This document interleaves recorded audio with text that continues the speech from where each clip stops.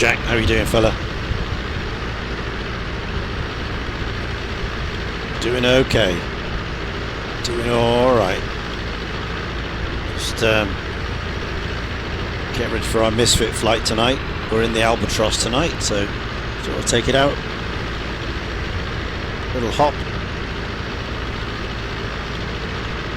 See what's what.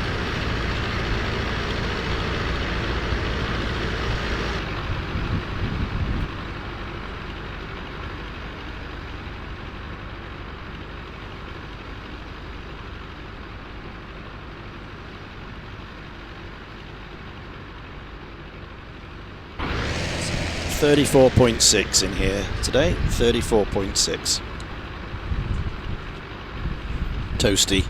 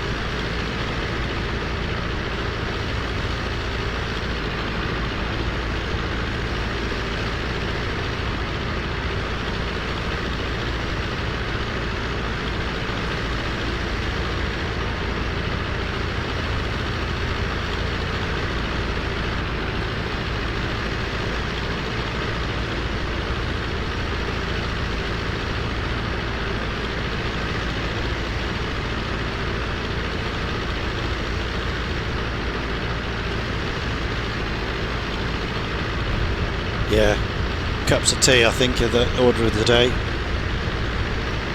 Hotter the better, open the pores up, make you sweat more, cool you down. Although it is tempting to have a cold beer, isn't it? I will give in to that later on, I think.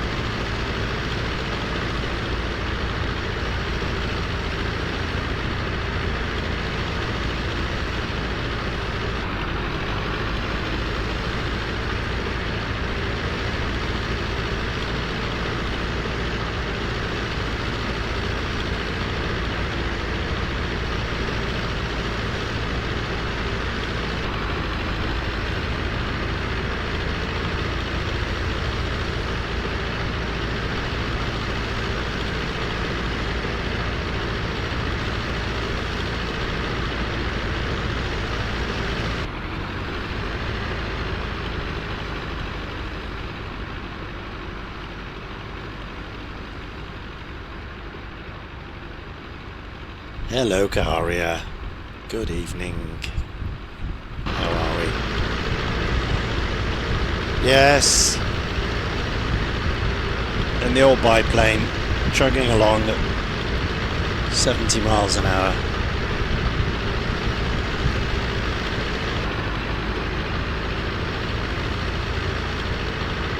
Yeah, we got a Misfit flight tonight and we're in this. So I just thought I'd take it out and have a little look how we're doing. Creeping up a bit high, so let's get down 2,000 meters.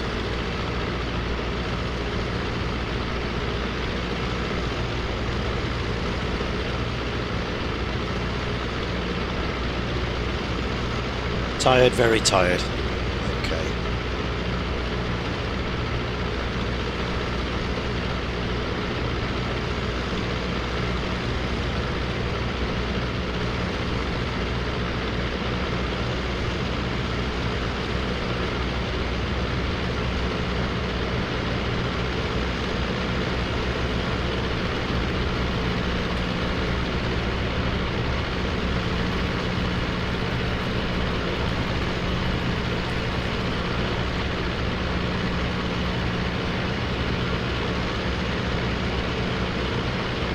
No. 4 hours sleep. That's not good. It is too hot to sleep though, isn't it? That's what I find. I went to bed early last night-ish, midnight. And I was up again at 3, awake. It was too hot.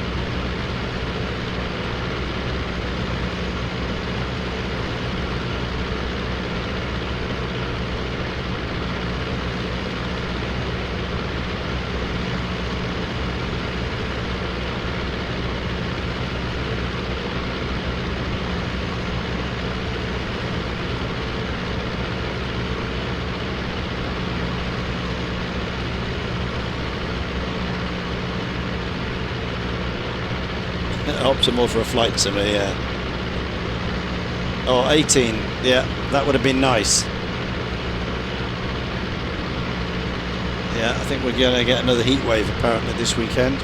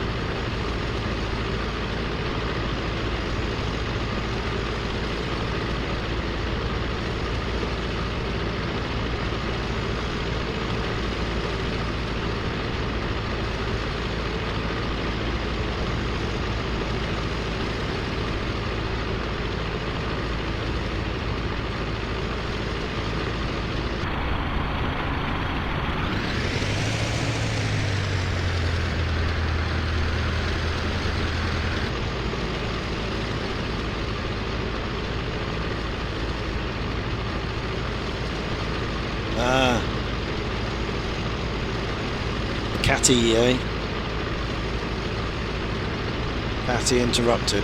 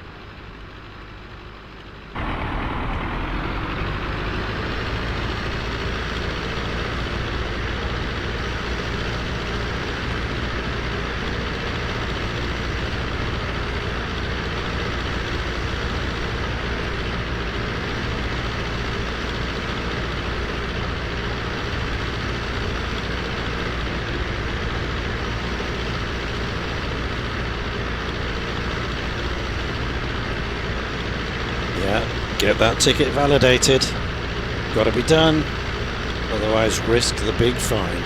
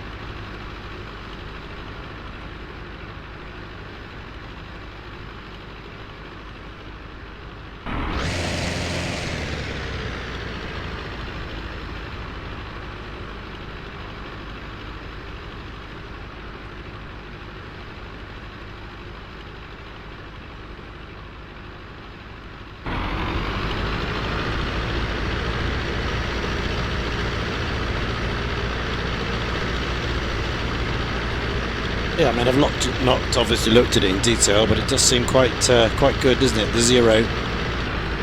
Yeah, it does, from what I've read, what I've seen. Seems great.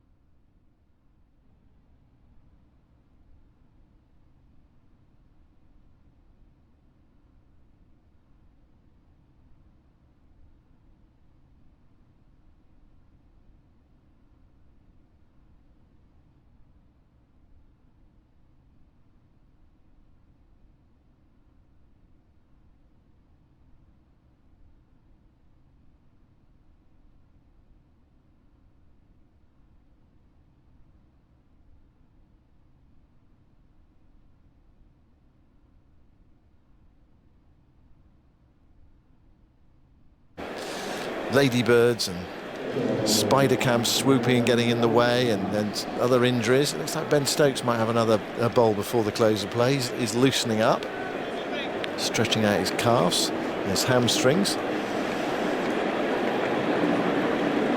Play's about to resume, and it is going to be Bryden Cast to bowl, so that Chris Woakes spell has come to an end. So I wonder whether we're going to see Cast and Stokes in tandem before the close of play for the last 15 minutes. Here is Cast bowling to Rahul, who eases that away. It's a lovely silky stroke, but he hits it straight to cover, and there's no run. We were talking earlier about the best cover drive in the game.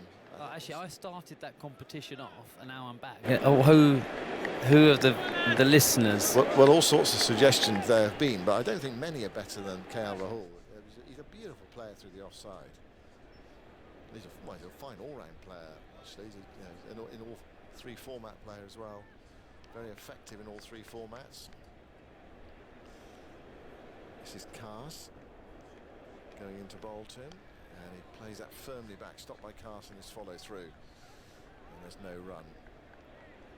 Well, who do you vote? Do you vote for Rahul?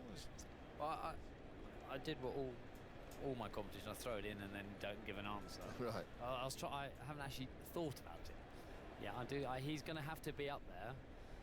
I need a few names thrown at me to. Was it a current player? Yeah, it had to be current. Current player. Well, I think it was a vote from Moeen Ali. Someone said Moeen. I'll say the left-hander always gains that little bit of elegance for some reason. Someone said David Gower, but that doesn't count because he's... Well, Ian Bell was mentioned on Bell, previous era, yeah. Bryden Cast runs into bowls. Rahul is forward, easing that up towards mid-off. They're off a quick single shot of the stumps. The non-striker's end. Must have been Stokes there. It was. Magnificent piece of fielding. Rushing in, picking it up in one movement, throwing at the stumps, just missing. Need a side on to see whether this would have been out if he'd hit. No, it was well judged by KL Rahul. It was a fraction wide, the throw for Stokes. So one more, Rahul to 51, and India to 137 for 3. The innings from KL has just been in total control, isn't it? That's the one word I think.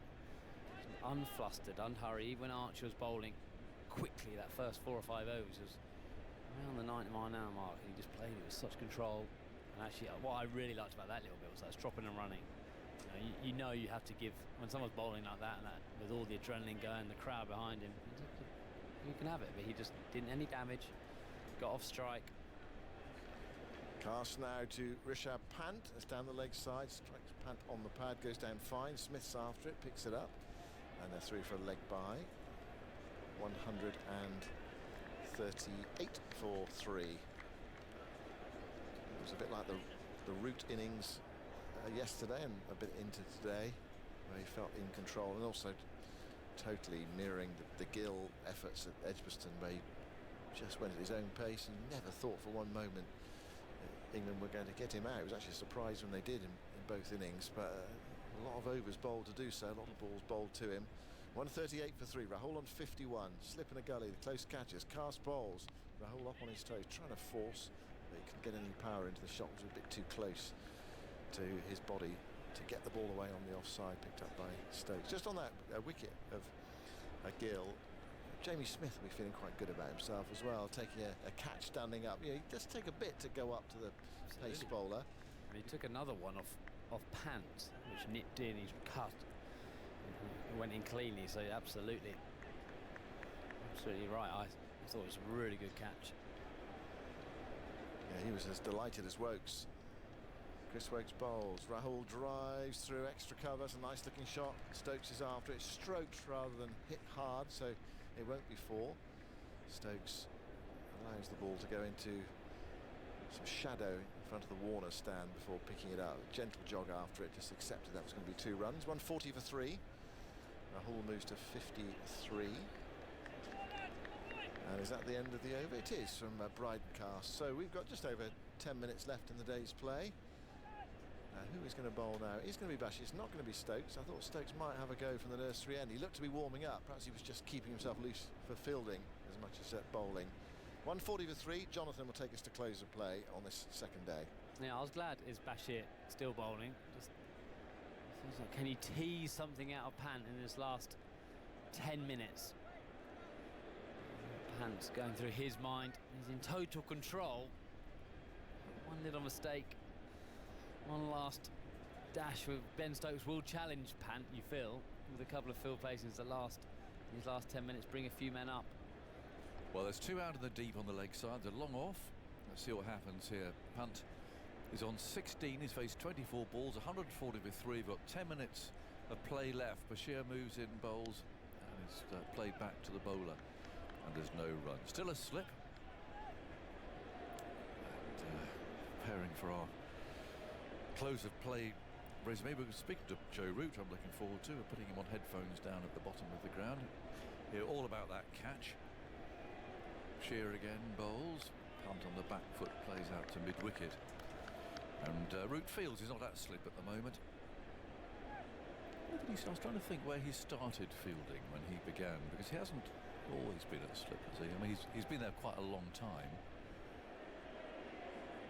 Shear bowls, played away out towards cover. Stokes used to field at slip for a while against the spinners. It's as if Root's mainly there into the quick bowlers, isn't he? Yeah, he's not in there at the minute. No. It's that Brook, isn't it? He's Yep.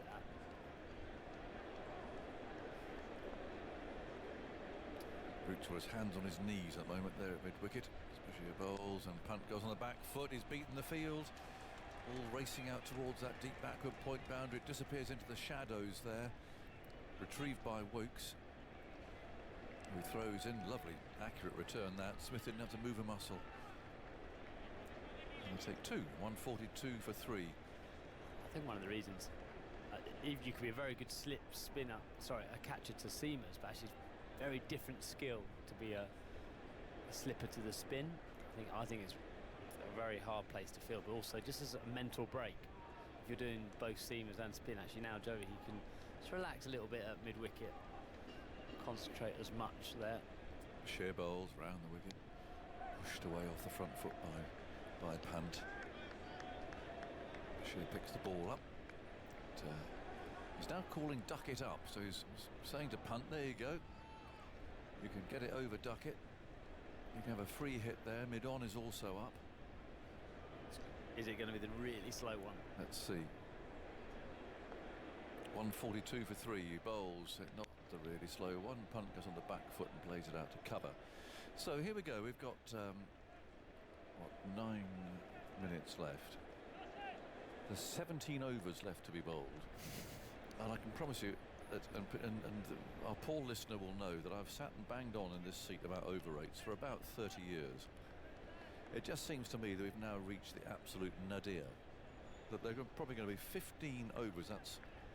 That's more than a whole hour of play of this Test match is not going to happen on a day in which, yeah, it's been hot. We've not lost a single ball to weather. There's not been an injury or a serious injury that I can think of. The game has just been allowed to drift. The umpires have done nothing.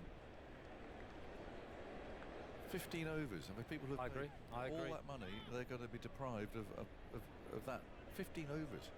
It might be 14. We'll see how long it takes to bowl this one. 142 for 3. Not Cast coming in from the far end. Bowls short outside. Rahul's off stump. You can't argue with the entertainment of it in terms of I've thoroughly enjoyed these 2 days. It's been different cricket to what we've been, I suppose, used to with this Ben Stokes side. But that shouldn't actually be the argument. I would say, we don't have draws. Shouldn't be the argument. I mean, I know what you're saying. You know, what's been on offer has been really good, but there hasn't been the right amount of it. I agree. Yeah. I mean, 14 or 15 overs. Cast moves in, bowls, and Rahul forward. Picked up at backward point. And the thing is, this has been a steady decline. This is the point. We've been saying it, sitting here for years.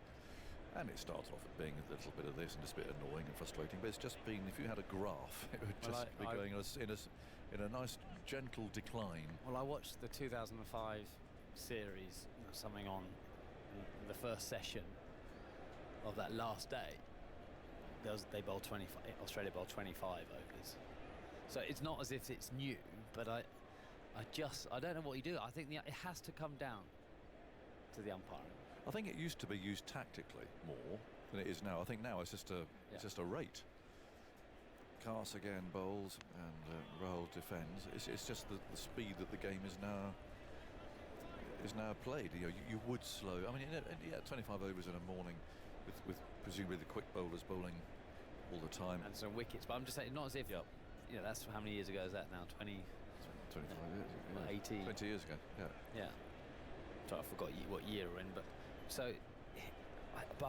I saw like today when Gill was lying on the floor having treatment in the middle of the outfield for 7 minutes. Yeah. That can't be right. No, it's not.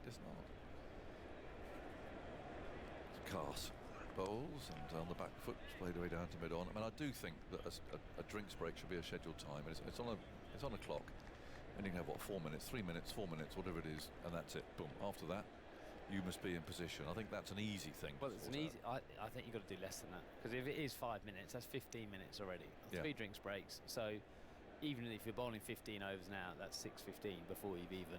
I mean, 3 minutes is quite a long time, isn't it? 3 minutes, because they come running on. Your drinks are there. 3 minutes to have that drink and get into position. It is to have a drink. It's not to sit and have a chat and a bit of a how's it going, lads, we're doing this evening sort of conversation. It is to have a drink, isn't it? It's not for any other reason than that. I mean, absolutely, players are allowed drinks. Yes. But then they have drinks whenever they want anyway, so that we don't need to make it long. It's Cars bowls played again defensively by Rahul. I mean, you could argue actually the drinks break really is for the umpires, because everyone else has a drink whenever they want. They get a drink on the boundary edge. The batsmen seem to have a drink whenever they want. It's really to give the umpires a... But the umpires can carry a drink with them. They could do, yeah. But I understand, because the 2 minutes clearly, the drinks break is for adverts on TV. We've got to call it. It is what it is. Yeah. So that's fine. So that's in the legislation, whatever you say, for the money, for the game. Absolutely fine. But it's got to be quick. Actually, I spoke to our TV guys, and they said, we're always waiting for them. Yeah. Always waiting. So we're not waiting for the TV to get going. We're waiting for the players to play. So that's again down to umpires, isn't it? Yeah, absolutely. That was a no ball, a belatedly called no ball. Cast moves in, bowls wide of the off stump. Rahul ignores it. 143 for 3. A little bit of life in the England flag there above the dressing rooms. That was another no ball, I think. It will be 15 overs there, won't it? So so the players will always push boundaries. Yeah. They do. So it doesn't matter. So the players say, well, we're just doing this. But actually, if you've got the umpires, who are the match managers, if you want to say, that it has to come from them. Yeah, it does. What time did England start fielding? It's only how long they've had out in the sunshine. This is Cast hurling it down on the off stump. Dug out by K.L. Rahul, who's just playing for time here now. So 1:30-ish. So the end of England's innings was 7.4 overs after lunch. So yeah, it would have been, I guess, round about About 2:30. So they've had 4 hours less tea. 3.5 hours. Until there's proper in-game penalties, nothing. Yeah, I agree. Until it's runs. We Until already runs penalties. saw Australia lose out on the first World Test final due to slow over rates. It's not changed the way that any of the teams play. I think it does have to be penalty runs, because then it probably won't happen, because teams don't want to give away penalty runs. It's stronger currency than money. Here's Cast bowling outside the off stump. Hides the bat at this end of the over. But today, I would love to know what India's over rate finished at today and what England's is. So actually, how many overs are they behind the official time? So without allowances, it says -2 on the board, but then there should only be, say, if India were -2, there should only be 4 overs left. Yes. They should have bowled 86. So they don't. So they would stop the clock for injuries, referrals, ball changes. But all these sort of additional breaks that didn't used to happen in cricket make the need for a faster pace of play more pressing. I've got some. Andrew Sampson's database has details of over rates. So to put it in context, up to the Second World War, the average over rate in Test cricket was 21 per hour. But I think we've got to move on from that. No. I'm just trying to sort of tell the story of how it changed over the years. From 1945 to 1974, around about 18 overs an hour. And then it dropped quite quickly in the late 70s and has been around about sort of 14, 15 overs an hour since. Has dropped a bit in recent years to just under 14 overs an hour. Well, this will probably be the last over of the day, and there's 16 overs unbowled at the moment as Bashir bowls, and Punt simply defends it. I don't know if you could check, but I've not known 15 overs unbowled on a day's play before when there's been no weather or anything like that. This is purely an overrate situation. 15 overs unbowled must be a record, surely. Bashir again swings his arm, moves in, bowls, tossing it up. It's pushed away back at him. I mean, it's like going to the cinema, paying your 20 quid and watching Pearl and Dean, and that's it. Off you go. Out you go. I understand that argument. I thoroughly enjoyed today's cricket in terms of what we see, but we cannot have 15 overs left. 144 for 3. Because Bashir again bowls, tucked away to backward square leg for a single. I mean, yes, it is hot, but it's hot in India, Pakistan, Dubai. I mean, it was hotter in Multan than this before Christmas. Anyway, people can have their own views on it, but I think as people, if you're being asked to stump up the sort of money now that there are for Test cricket, and for the game itself, it's for the game itself. It's not because of how much money everyone's paying as a factor, but actually, Test cricket can't. It's under so much threat already. Yeah. That then we have to try as players, administration, to make stuff like this doesn't happen, because it's just an easy moan and another knock of Test cricket, which is a fantastic game. 3 balls to go, 145 for 3. Bashir ambles in, bowls, that's tucked away into the leg side by Rahul. So there's 2 balls to go. Punt resting on his bat up at this end. Looks like he'll resume on 19 tomorrow. He's not showing any obvious signs of the finger injury that prevented him from keeping wicket. Rahul defends the next one, turns it away into the leg side. So we have 1 ball to go of the second day, and Lords has thinned out considerably. So whether people are just having a breather, going out into the gardens or wherever, I'm not sure, but it's a quarter full, I'd think, looking round for the end of this day, which is about to end. 145 for 3, and Rahul just determinedly defends that. So 145 for 3, the 242 runs behind. It has been a very hot day, but 15 overs were not bowled today for no reason other than a slovenly overrate and a very sluggish pace of play. I mean, the umpires, you've got to say, have done nothing to encourage or discourage, shall we say, the countless interruptions that have taken place today. Paul Rifle, bless him, off he goes. I mean, there's a man who's bowled, by the look of it, 1,000,000 overs uphill into the wind. A very slow shuffle from the ground. And they've got to show urgency. I know we had this bit of a joke the other day, or a couple of years ago, Matthew Fleming, when he was saying they should fine the umpires for a slow overrate, because then they'll make sure that it happens. And people laughed at the time, but it's not a ridiculous suggestion at all. But anyway, the players wandering off. We will speak to Joe Root shortly, and we'll have our review of the day. How many overs of spin have we had? Today just 8, only 2 from Jadeja. Sundar didn't bowl today, and we've had 6 from Bashir. Okay, I mean that obviously doesn't help. It's been the quick bowlers who've done the bulk of the bowling.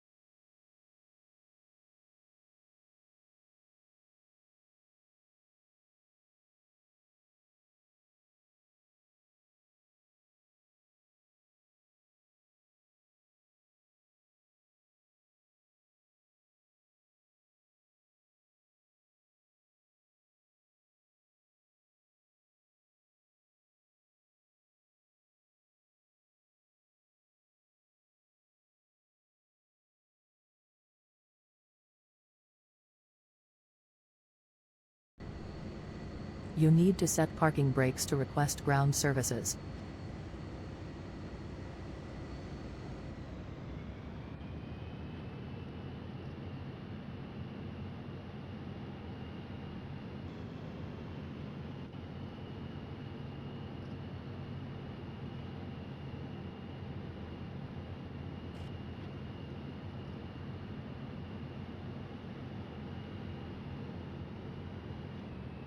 You need to set parking brakes to request ground services.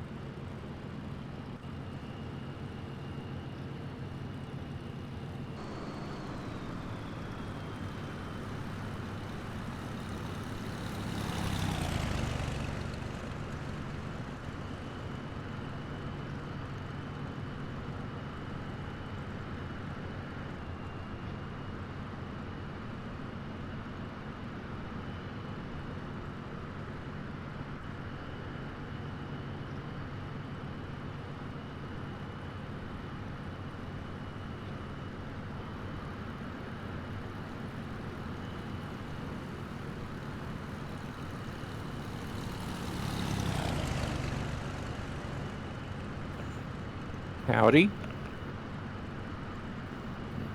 Stop.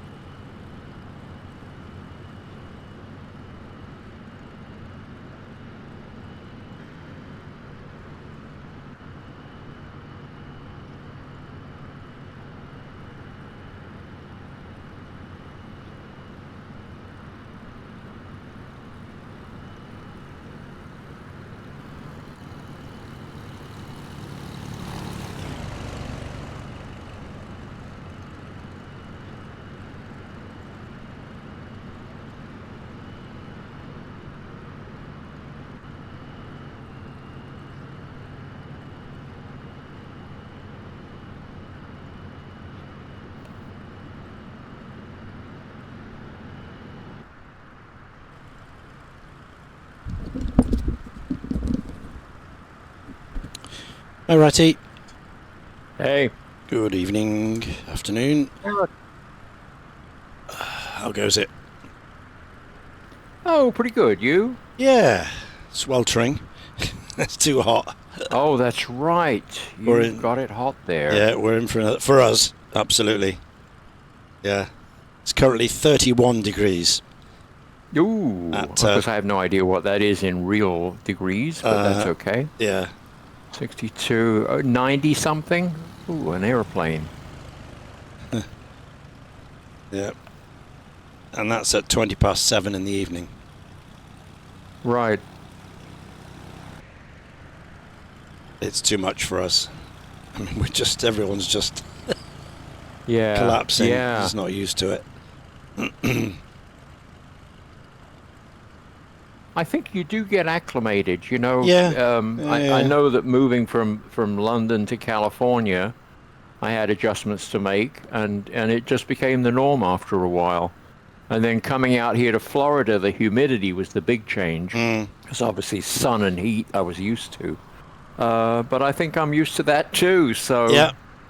You adjust, obviously. You do, but the thing is, we only get it for a few days. I know, that's the thing. Your body doesn't have time to make any adjustments concessions at all. It just boom, 1 minute you're at the normal 20, and the next day we're here at 31, 32, 90 odd, and it's just too much, and it takes, as you say, 2 or 3 days at least to get used to it, and then by that time that's happened, you're cold again. It's down to 20. Yeah. So that's what's happening here. But anyway, I'd rather that than the other way, than the cold way. Right.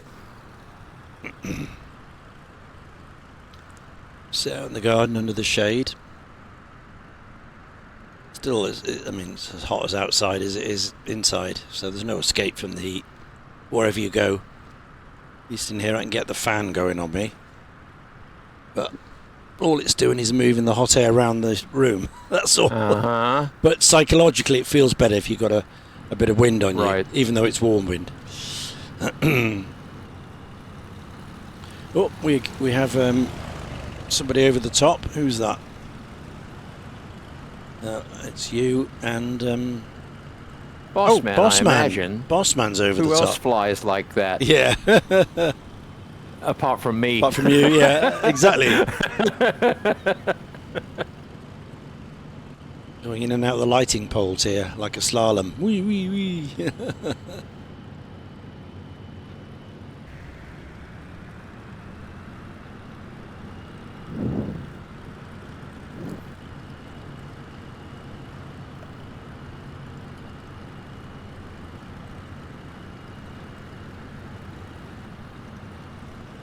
Bossman's in a Norseman.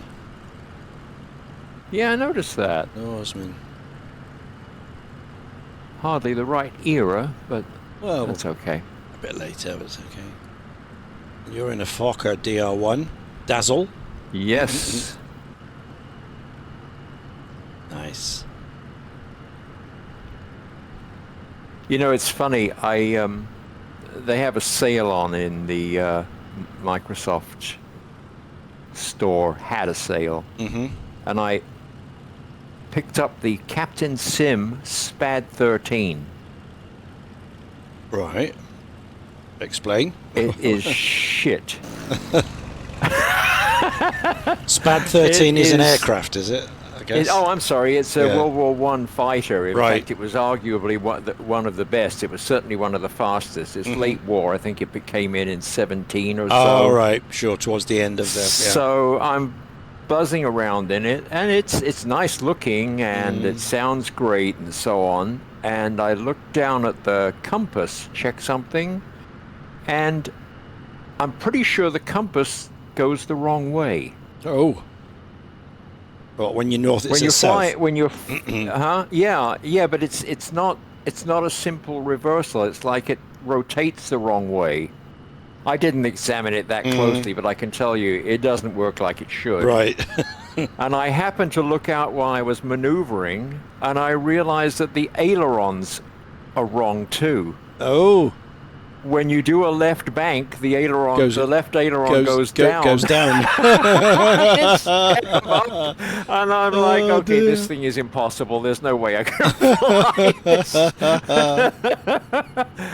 I thought about writing and complaining, but yeah, no. please, how often do I fly World War One? It was like $8 Probably. or something. I was going to say so- probably only cost you £10 or something. So yeah. Yeah, but it's still. I mean, Captain Sim. It's funny. Captain Sim used to be pretty good stuff. Absolutely. I believe. Yeah, they were. C-130 was kind of a Yeah. But I've heard that they're not as good now, and No. I've got to tell you, this SPAD is definite evidence of Yeah. that. It's like, yeah. No, the recent yeah. stuff is not great. That's too bad. But the older stuff, the one in P3D, Yeah. is very good. Very, very good. Like the 787, 757, 767, Right. all those Right. proper jetliners. All the features on it. All the INS is working, very good. When they used to have a team, before they all left. Right.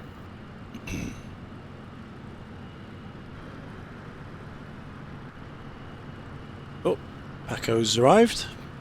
Yeah, I'm here. Here he Yeah. is. Yay. Hello. Yeah. More weird computer stuff though. Oh, Oh. I thought you got that sorted Yeah, now. Oh, well, kind of, sort of. But I had Windows 11. I got the new machine with Windows 11, and I decided, hey, I'm gonna update my Surface to Windows 11. So I did. And then file sharing just kind of went out the window. I don't have that. And I've been trying for a few hours here to get it working, but Huh. Not happening. I don't know. I don't know what the deal is. Anyway, but I'm back. I'm here. And I'm flying my T6 because I don't have a World War I airplane. Copy that. That'll probably work.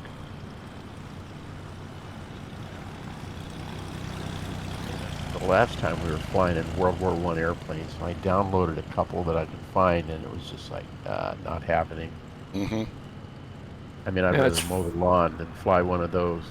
Yeah, it's funny. I was poking around some of the the freeware sites, trying to find a worthy World War I airplane that I could recommend to you. I didn't. No, not happening. Not happening. So, yeah. So, hey, I think I'm going to get me some coffee. No, the only proper ones to get are the proper ones, like the A2A Avro 504K and the A2A Albatros. Yeah. They're stunning. Well, For I don't know how they 20-year-old work. models, they're very simple, obviously, but they all work as they should. Yeah. P3Dv5. Yep. Yep, I'm in one now. V5, V6, they work perfectly. Well, I'll be in the T6, so it's okay. It's a good airplane. I need practice in it. Yeah. All right. Be right back. Okay. Oh, so how are you liking the Aerostar? Very nice, yeah. I'm beginning to get to know it now. Yeah, beginning to get to know it. It's good.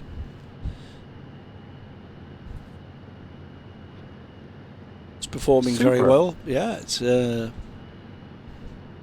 think the next update for it is next week. Lewis says I'm going to fix a few more things and sort a few more things out. So that'll be coming out next week.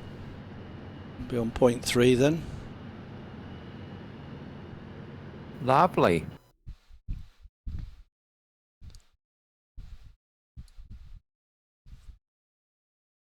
I decided I am not going to get the Aerostar. Mm-hmm. It's what it amounts to is well, buying the You airplane, need buying to the set parking program, brakes to request buying ground more services. storage for one airplane Yeah, that I may not fly that much anyway. yeah. So I picked up the black square piston Duke instead. Okay. Nice. So I have my high performance twin fix, Yeah. and I have to say it's very nice. Yeah. It really is. It's A2A by a Mhm. different manufacturer, Yeah, essentially. Yeah. They've taken all the Incredibly detailed systems. A Mhm. tablet that lets you look at all of them if you want, Yeah, so on yeah. and so on. Yeah. Cranky engines for startup. There are tricks to it, just Mhm. like the real thing. Yeah. And the only thing I don't like about it, I noticed today, the engines stick out in front of the pilot's seat, kind of like a mosquito, Yeah. Okay, so were you looking left? Yeah, you can't really. see left and down very easily. Right. I was buzzing around in the mountains and heading for a small airport, and I realized that I couldn't. I knew it was there because Yeah. it was showing up on the Yeah. 530, Yeah. but I couldn't see the thing because the engine was in the way. Yeah. But it's correct. But, It's as it is. They haven't. Oh, made a mess. absolutely. That is the way it is. And Yeah. it doesn't have the overhead that you've got in the Aerostar. I can't look up and see anything but ceiling. Right. You got those. Eyebrow However, windows. it is turbocharged and it's Mhm. also pressurized. Oh, right. Yeah, with a very detailed pressurization system. Mm-hmm. Environmental monitors that let you know when your passengers are passing out. Yeah. If you forgot the pressurization levels and things, Yeah. or you left the door open. So it's going to be fun. It'll be fun to explore. I was actually intimidated by it at first, and then I realized, well, learn to start the engines, learn Yep. to take it off and put it down again. Yep. And just explore the thing bit by bit. I haven't touched the pressurization because Mhm. I haven't gone high enough to need it. Sure. But I'll figure out that system when the time comes. Mhm. Very nice model. although I was disturbed to read somewhere with the loss of a one engine, it requires, I think it was 150 foot-pounds of force on the rudder to keep the airplane straight. Oh, okay. And apparently that is the limit that is allowable under FAA regs. Oh, right. Of course, it's not going to take that in the sim, but No. it has its quirks. Yeah. Wow. And I suppose you've got to put the power in to keep it airborne, haven't you? I was going to say just back the power off, but you can't because you need single engine power, don't you? Exactly. Yeah. So whatever, it'll be a fun learning experience, which is what I was looking forward to in the Aerostar. Yeah. But I'll settle for this. It's a very acceptable substitute. Yeah.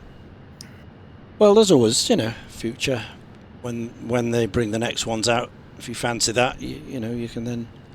Yeah, it's possible I'll upgrade to 2024 at some point. But right now, I'm very happy with P3D and 2020. Fills all my needs. Yeah. So what the heck? Absolutely. It's too bad you're not familiar with 2020, because I'd love to know. I've been reading about how configuring the sim is different and people don't like it. I don't know. Of course, 2020 was different than P3D and FSX anyway. So it's a big change. Yeah. But I would have expected 2020 and 2024 to be very similar, but they're not apparently. They're not. That's right. There's a big change as well in the way everything works, the controls and the whole lot. Yeah. I'm surprised they've done that. You'd want people to be eased into the new sim without rejecting it. Right, you would think. Changing all the key bindings, changing all the keyboards, the way it all works.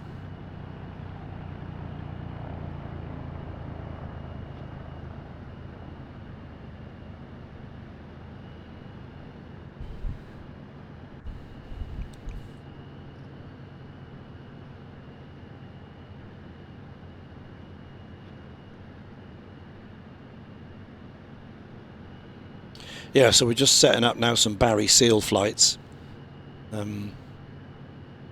from Arkansas down to Nicaragua via Honduras. All right.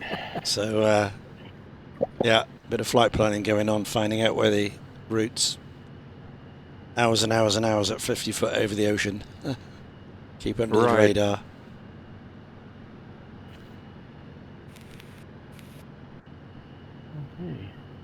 Used to find a remote spot in Louisiana and chuck all this stuff out, all the flour.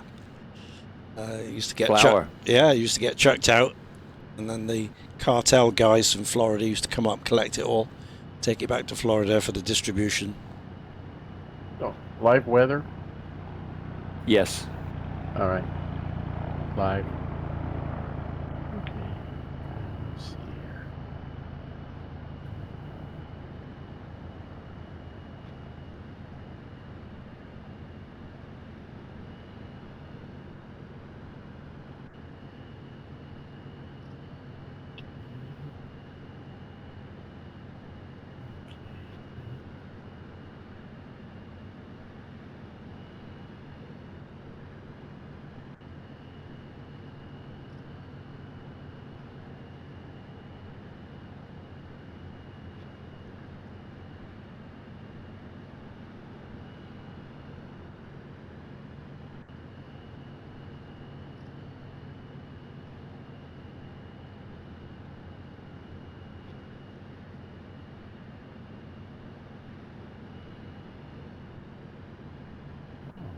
Started up nice.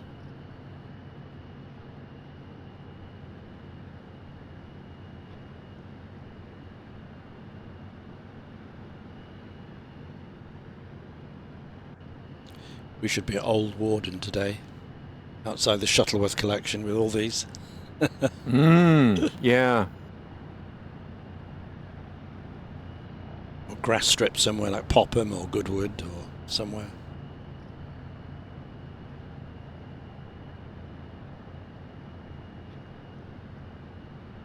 right. Avionics are coming on.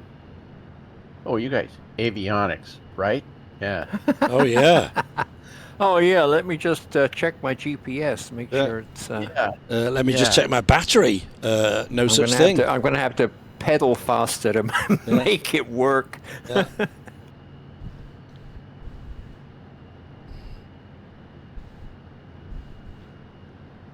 Got an altimeter, but it's in Oh, kilometers. kilometers. Yeah, It's meters. in meters. All I know is when it gets to 1, we're about 3,000 feet. That'll do me. 2, 6,000 feet.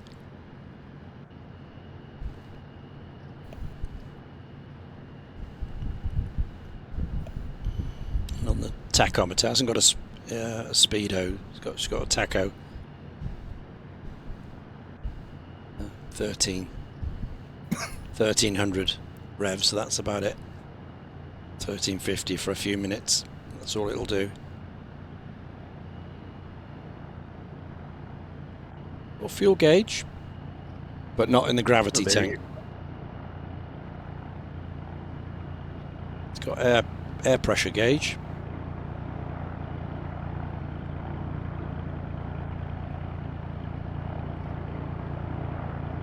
Oh, the other thing I did, I don't know if this affects him, but I also got rid of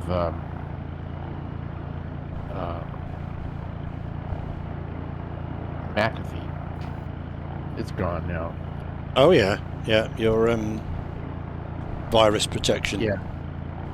Yeah. So I mean, I'm just using the standard Microsoft Defender thing. Yep, which is very, very good. That's all you need. Yeah, and they were like, "Oh man, like, why are you going away?" And then it's like they had all these options. Like, Oh, all these offers, yeah, come and do it. Yeah, Yeah. you know, we'll give you this, Yeah. that, you know, 10% off if you stay with us, and then it gets 20% when you haven't responded, and no, it's junk. Well, it used to be really good. Yeah.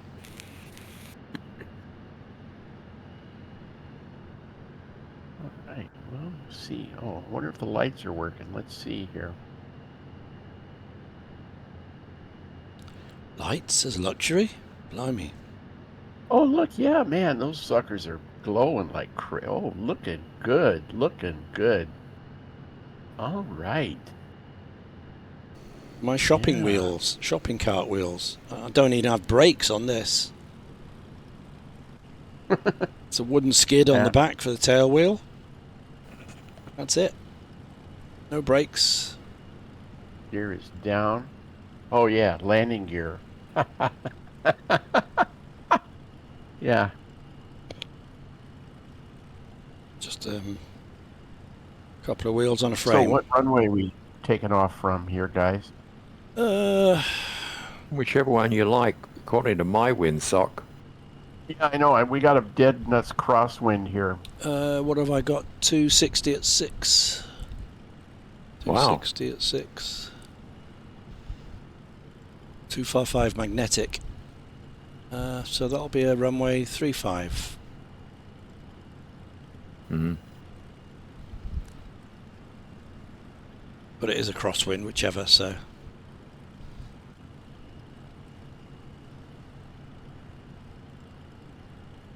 But Active Sky says 36 runway in use. Okay. Sounds groovy.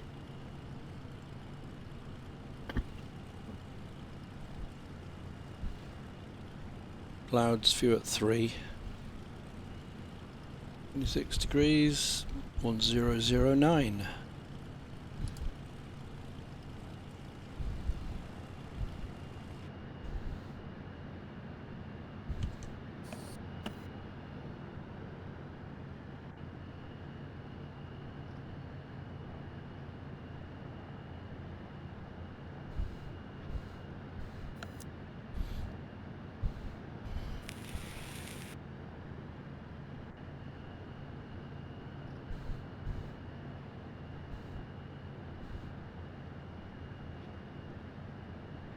Well, I'm going to go arrange a beverage. I shall return.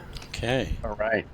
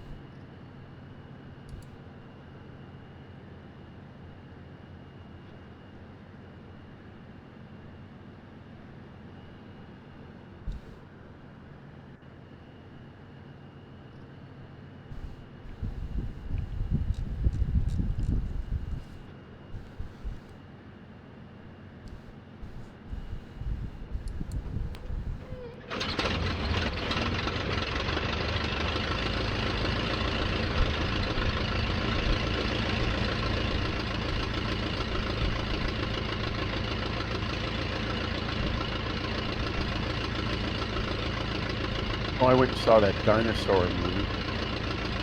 All right. Yeah, I don't know. It was okay. The plot did not get in the way of the action.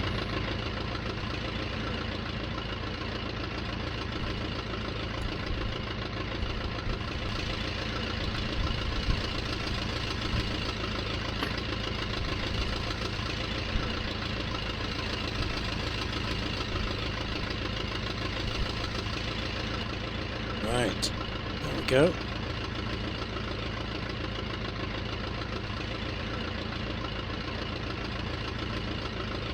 We have a working engine.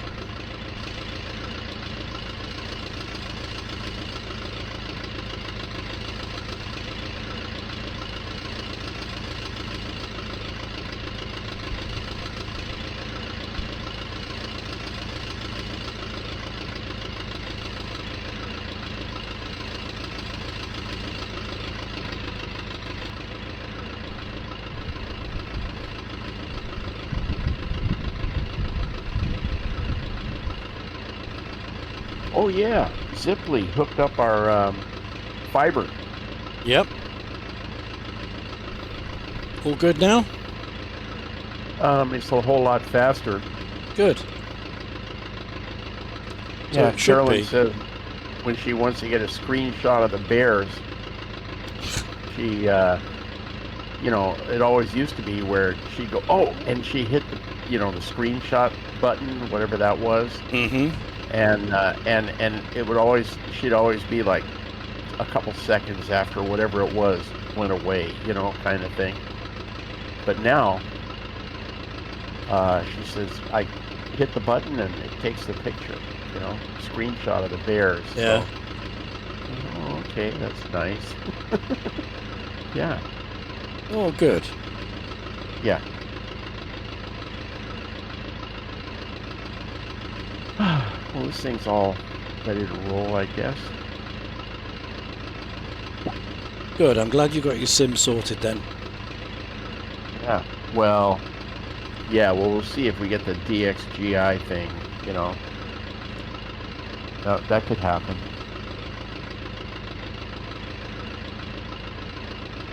But the lights are, you know, everything else is working. So Good. we'll just see what happens.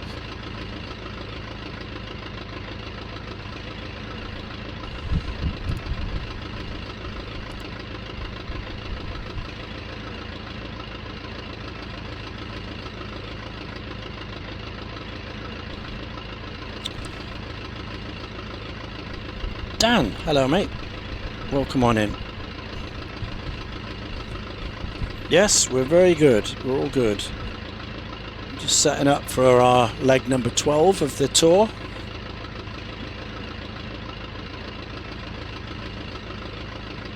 We're in Greece, in Corfu, and we're heading up to Tivat in Montenegro. Tivat in Montenegro. And we're in the D.III Albatros, the A2A Albatros.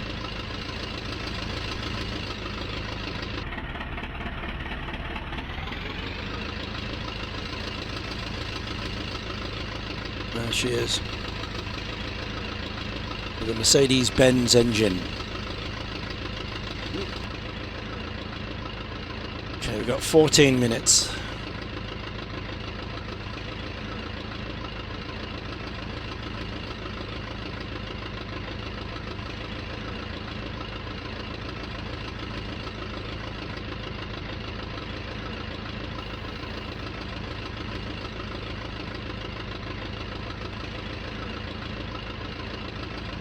Maybe I can just fly this thing around a little bit while I'm waiting.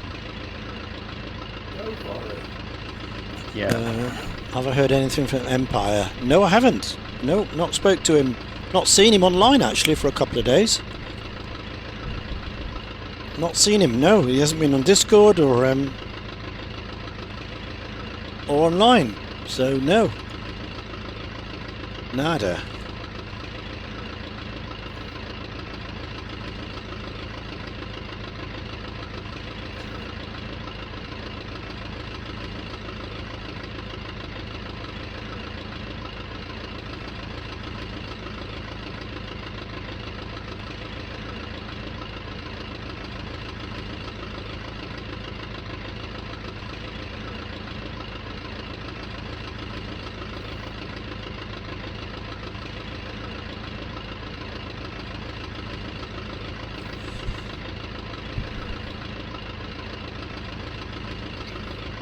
You sent him a WhatsApp, no reply. Okay.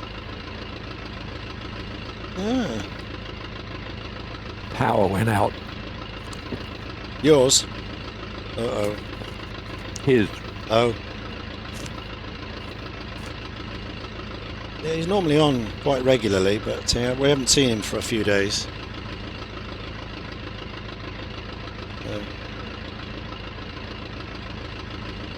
Maybe it's just too hot. Yeah. Gotta be mad to sit indoors and go on a computer when it's this warm. But we are mad.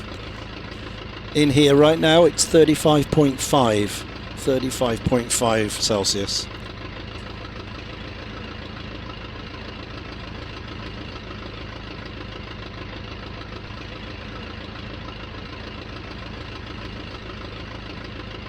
Drinking lots of hot tea, although I did have a couple of beers this afternoon. I gave in.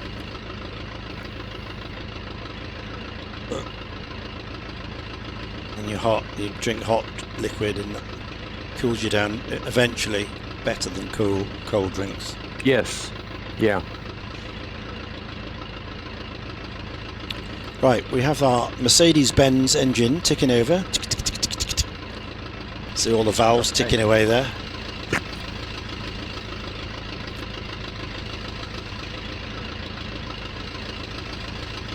Six-cylinder, inline straight six, from 1915 or 16 or wherever this was built.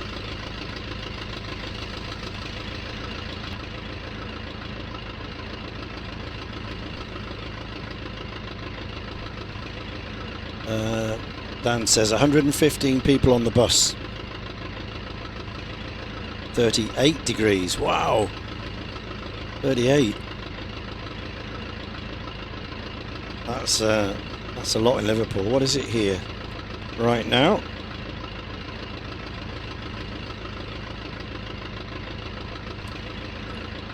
It's 29. Oh, it's dropped a bit. It's 29 right now.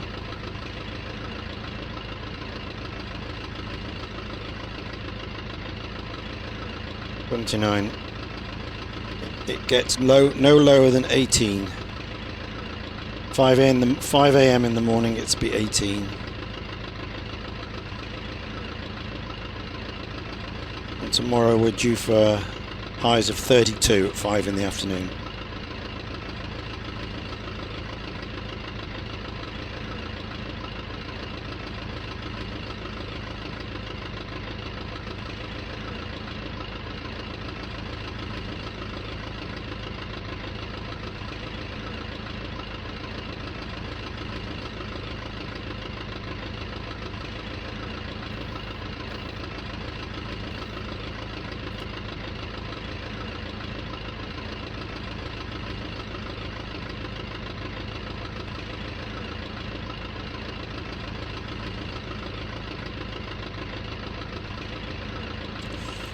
Well, I got my first Premier League booking today. And I'm in both days on the opening season, Saturday and Sunday. Both days.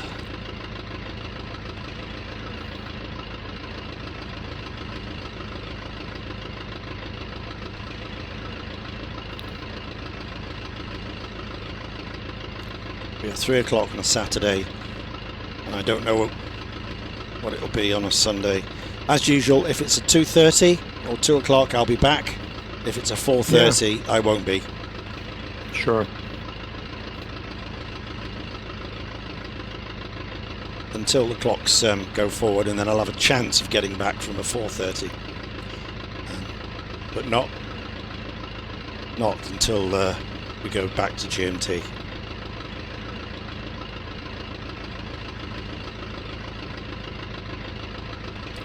For what sport? Oh, it's Premier League. Premier League, Mikey. Hello, Mikey. Welcome on in. Yeah, I work on the Premier League. I do television sound.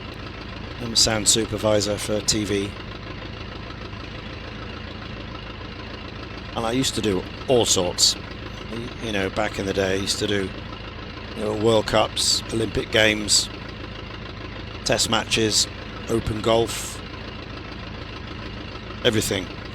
Lots of sports, but that's when you're a young man, you can zoom around places, but not anymore.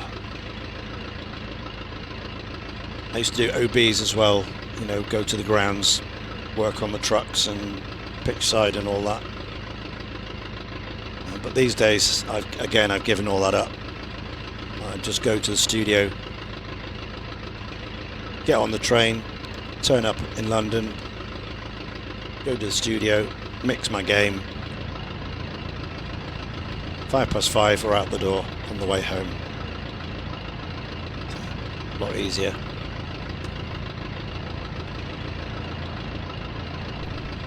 I wouldn't say fun. I mean, it's like any job when you do it day in, day out. It's just a job, isn't it? You do it the best ability, but it's very formulaic. Premier League, it's very samey every week. Not a lot of challenges.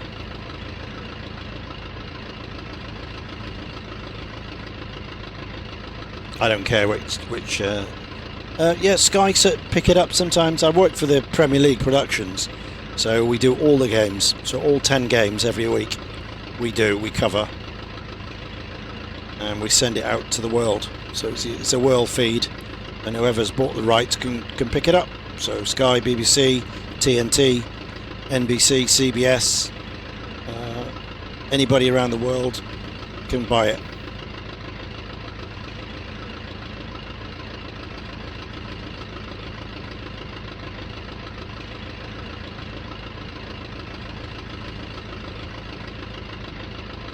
Right, 5 minutes to go. Let's just slowly taxi down. So I say take the brakes off this. There isn't any.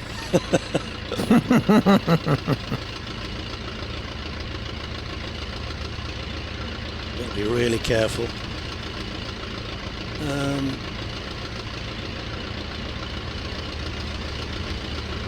Right.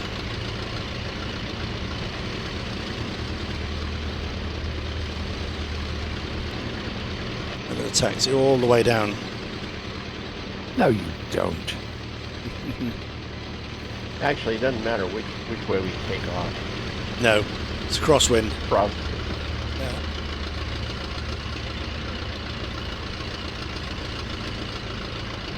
Yeah, in that case, I'll go from 1.6 then, as well as I'm up this end. Yeah.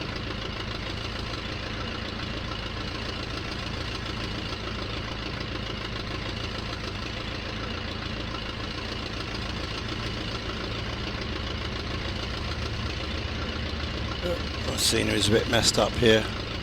To fix it.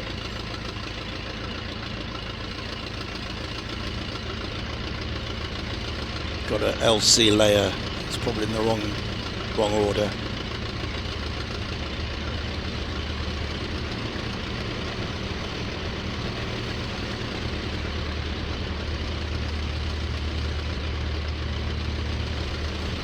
Right. So all this has got is a throttle and mixture. Yeah. No props, no Got flaps. mixture, that's pretty cool. Yeah, no flaps, no props, no brakes, no spoilers, nothing. Just power and mixture. Purity. Yeah, There you go. Essence of Oh, that- flight. that's it. Yeah. There you go. Purely relies on the skill or not of the pilot.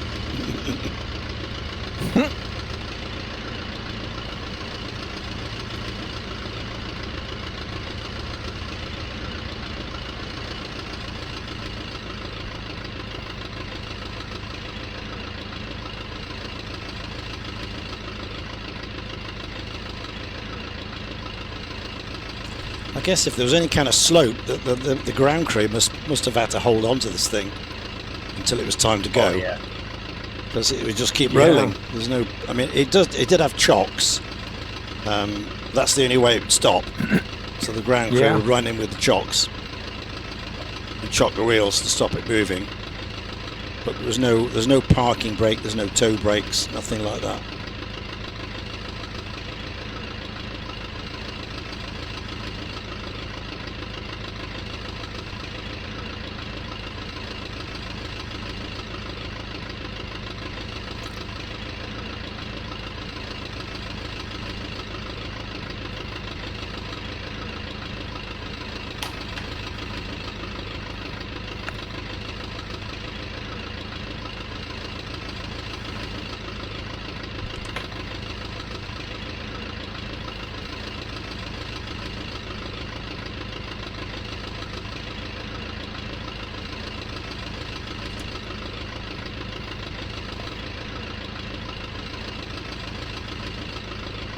Oh, look at your picture, Ratty. It's great, that.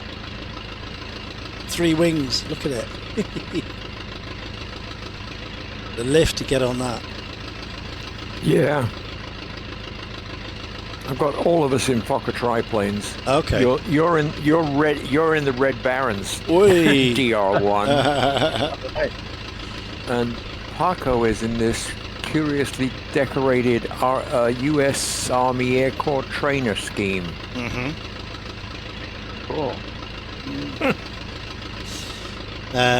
Mikey says, I see you're back in P3D. What are your thoughts on 2024? Yeah, I mean, it's a nice sim. It looks nice, obviously. It looks nice. But yet again, it just doesn't have the aircraft yet. Obviously, it's got a clanky camera system and weather. But Chase Plane's coming, so it'll be better when Chase Plane comes out. Everything's a little bit more flighty and fidgety than what I'm used to. But that's a matter of just dialing it down, dialing the sensitivities down in the Warthog, and then it'll be the same. Lighting looks nice. Obviously, the ground and all that stuff looks great. And I only got it for the Aerostar, the A2A Aerostar. That's it. Shan't use it for anything else until the next A2A come out.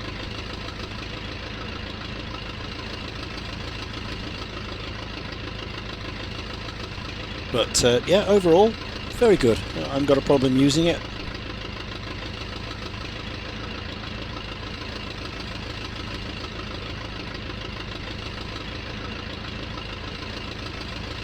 Taking photos is a bit weird.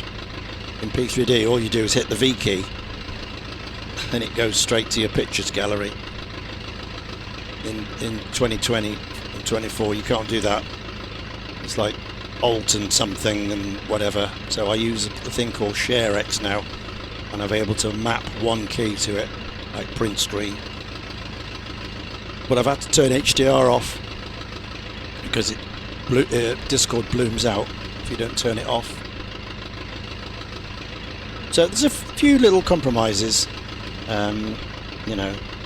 So do you see yourself? No, certainly not until all the A2As. You know, if they stick all the A2A models across, and we have Chase Plane, and they fix all the other things, then may well be. But it, you know, won't be for the foreseeable.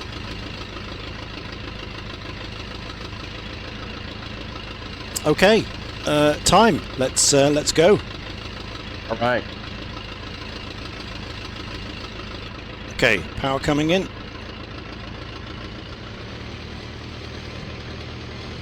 Let go aft. Let go forward. There you go. Throw the chocks out. Come on, Merc. Come on, Merc engine. You can do it.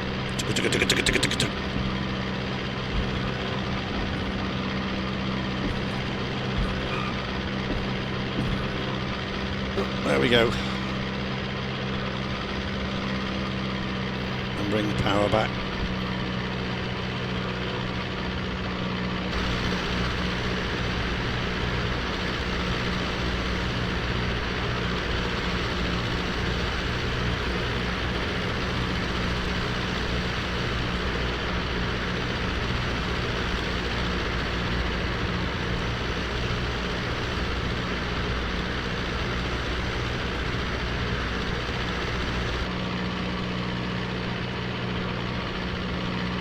Okay, left-hand turn.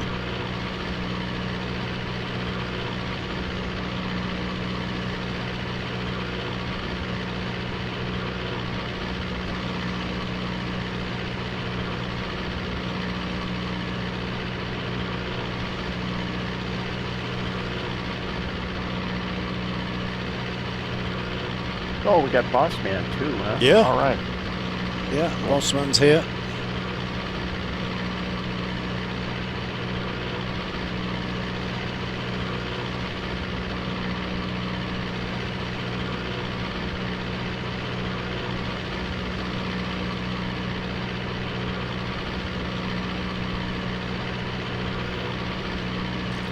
Where can I find your setup with all add-ons?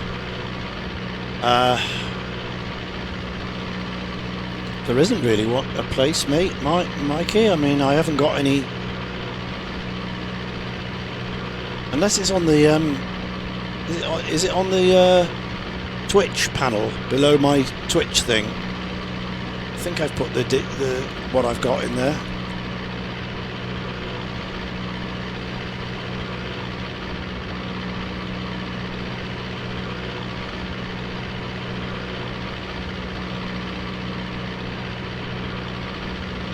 Go to my channel.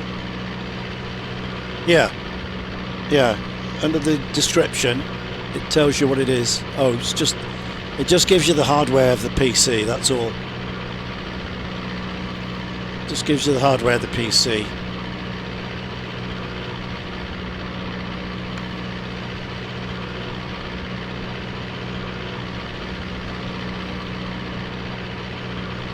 Add-ons. Well, everything from A2A, everything from FS Labs, everything from PMGG,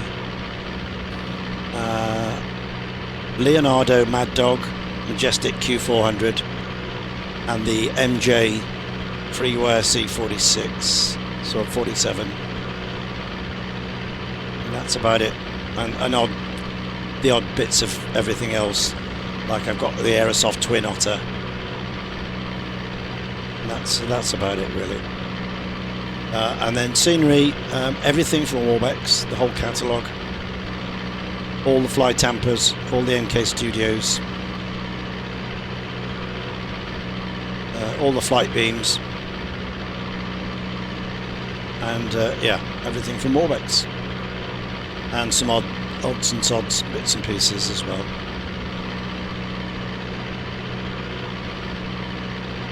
Obviously Active Sky is doing the weather, Chase Plane doing the cameras, FSU IPC doing all the controls.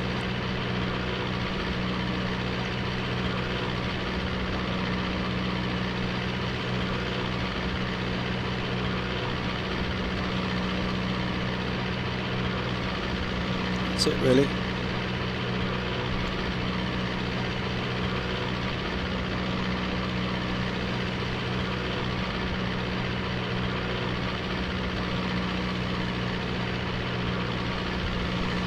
Yes, I do have the the pilot's mesh.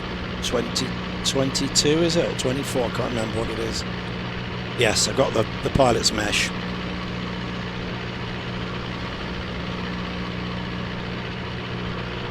Oh, and Fly Live Studio as well to do the overhead banner, and Fly Live Chrono to keep it all in sync with the real time around the world.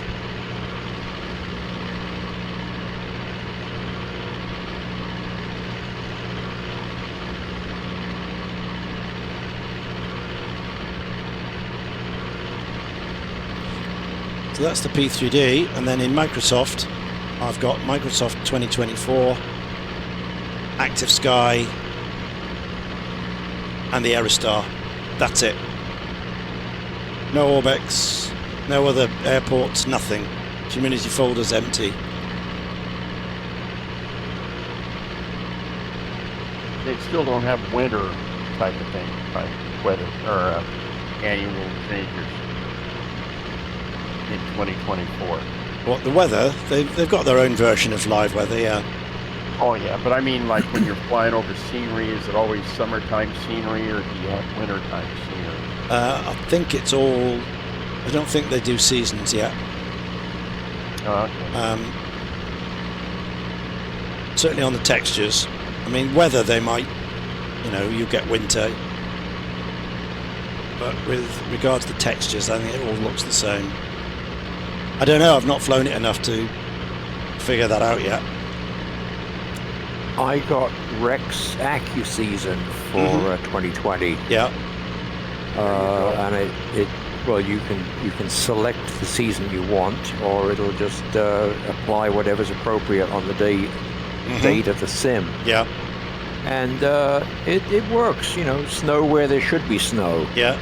It's a little erratic at times, but it's worked really well. Yeah. Again, it's like True Sky though. It's a cover up. It just changes like the trees change, colour from green to autumn. The actual texture underneath looks the same, but it covers it up, with a snow layer or something. Yeah. Well, isn't that what snow does? Yeah. Yeah, but it doesn't snow everywhere. So if you're in an area where it doesn't snow, it's still green texture underneath. Doesn't change. The texture doesn't change depending on the seasons. Not like the Orbex seasons, the region packs. It will change. It'll look bleak in the winter, right, and lush green and whatever in the summer.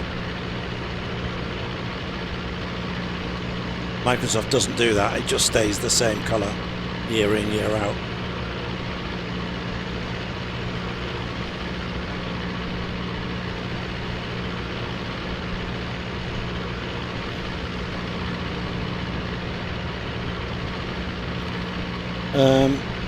Mikey says, I was thinking of buying FS Pilot.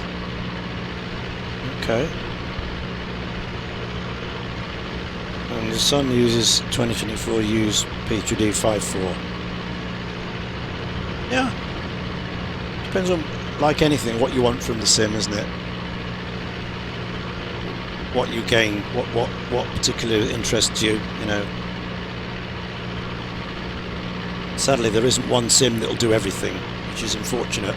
I wish they'd all knuckle down and put their heads together and all join forces and we have one mega sim. I don't know. Wouldn't that be great? The visuals of Microsoft, the flight model of X-Plane, and all the aircraft and stuff, and the compatibility of P3D. That'd be great. I don't know. I think then it would attain sentience, and it would start trying to take over our whole computer and hook up with all the other AIs that are out there, and it'd be like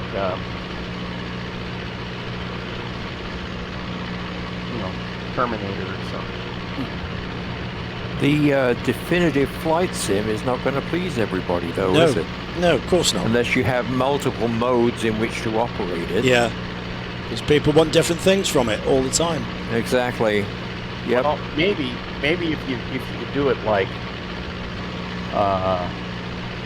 you can get the scenery of MSFS, but with, you know, weather changes due to like seasonality type of stuff, and then, you know, you can get all the cool happening stuff like in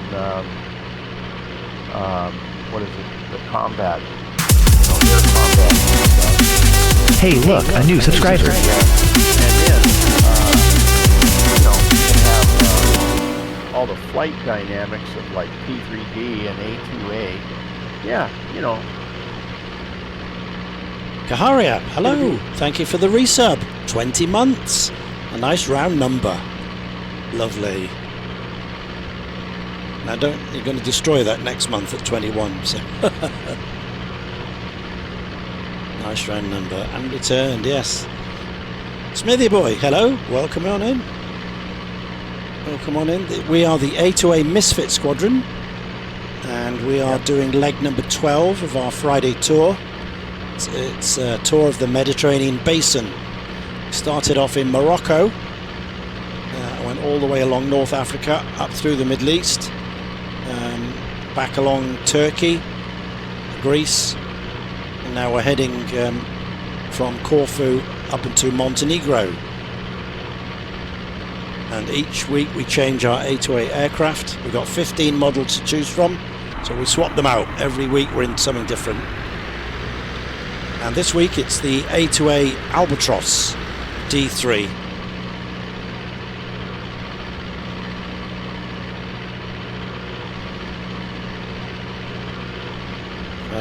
Let me the car is going to cook and lurk. Lovely. There you are. There's the detail of what we do. So all the flights are in there, upcoming and previous, so you can see what we get up to. Just a basic. Oh, what was that?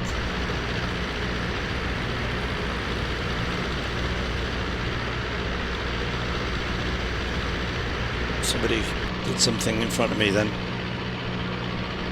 Boss man. Yeah? Yeah.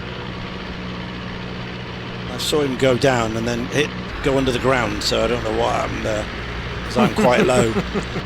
Definitely boss man. Yeah.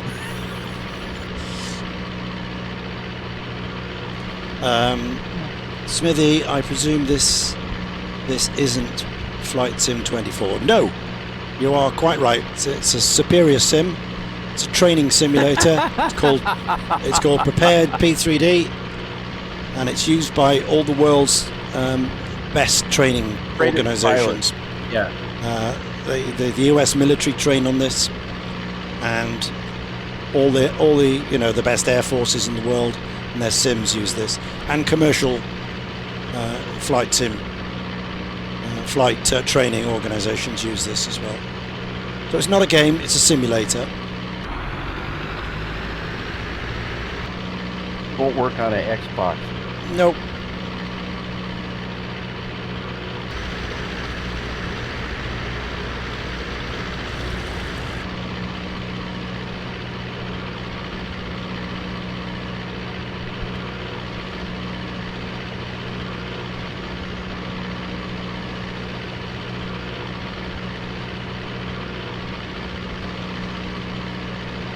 Okay, so this is the coast of Albania now. We've just left Greece. This is the coast of Albania.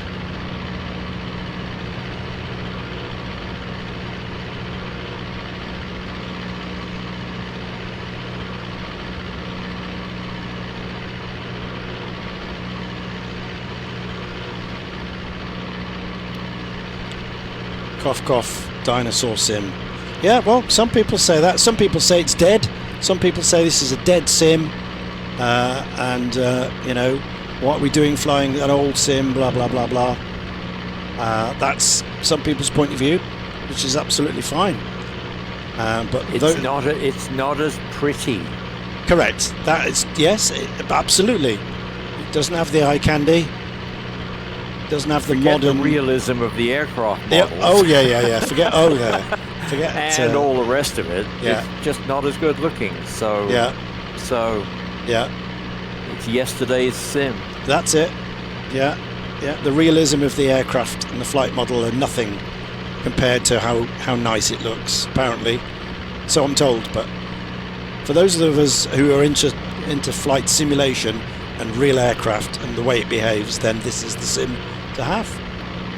I mean, I fly both. Don't get me wrong. I fly the other one as well. Only because A2A have released the Aerostar, and it's only for the new sim, and that's the only reason I fly it. For you, it's about the quality of the flight experience. Yeah. What it looks like outside is secondary. It's irrelevant to me, but P3D more than adequate. Yeah. But for other people, it's the other way around. Exactly. It's the other way around. They prefer how it looks rather than how it flies. Yep. You know, and the realism. You know, they would neither think about sitting on the ground for an hour and proper pre-flighting your aircraft. They just want to get in, turn the key, start the FMC up or GTN, follow the magenta line. That's it. That's what they want to do, and that's fine. Yep. I've got nothing against that. I do that sometimes as well. But for realism, for getting it the right thing, as it is in the book, as they used to do it, and particularly these old piston aircraft, they take a lot more finicky.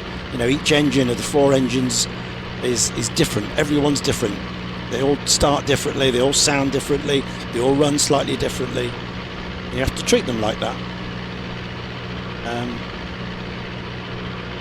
It's not right or wrong. It's not right or wrong. It's just the way people, some people like it.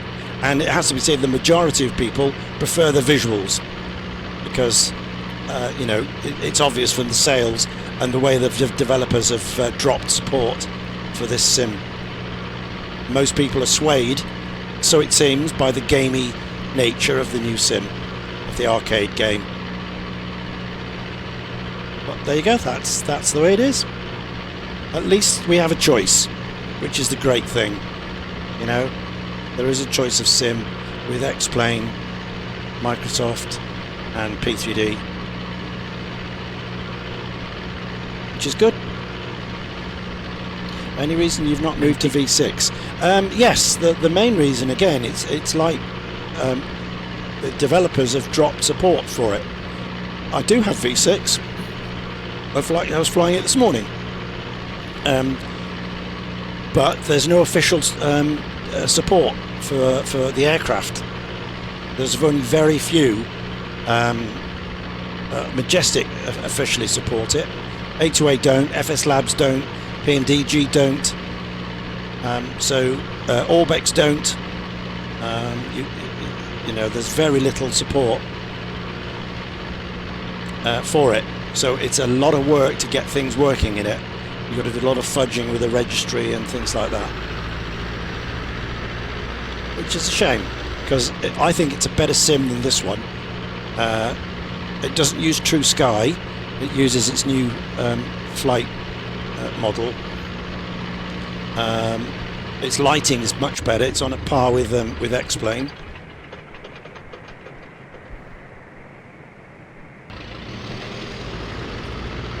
Just run out of fuel. Gravity tank, sorry. Back on the main. Yeah.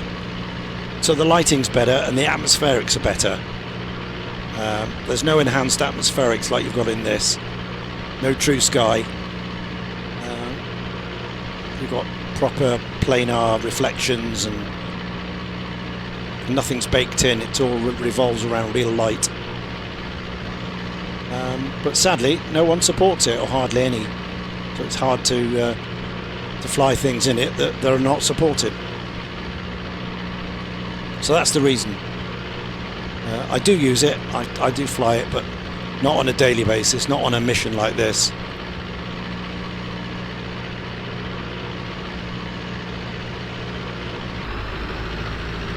Right, so we just cut inland a bit here now through these valleys in Albania. We'll end up back on the Mediterranean in a bit. We just cut through here. Yep.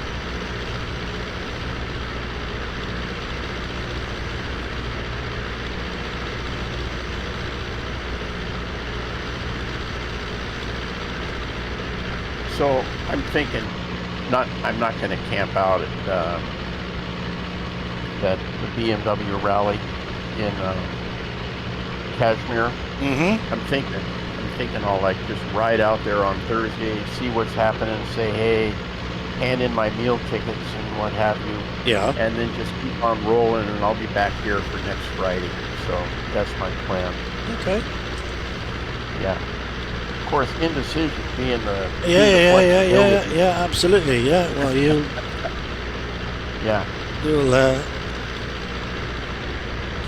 plenty of time, a week to change your mind. Yeah. So then, now we got these two things happening this summer, which is we're gonna go see my old buddy Paul Silvestri and his wife Half Gail. Moon Bay.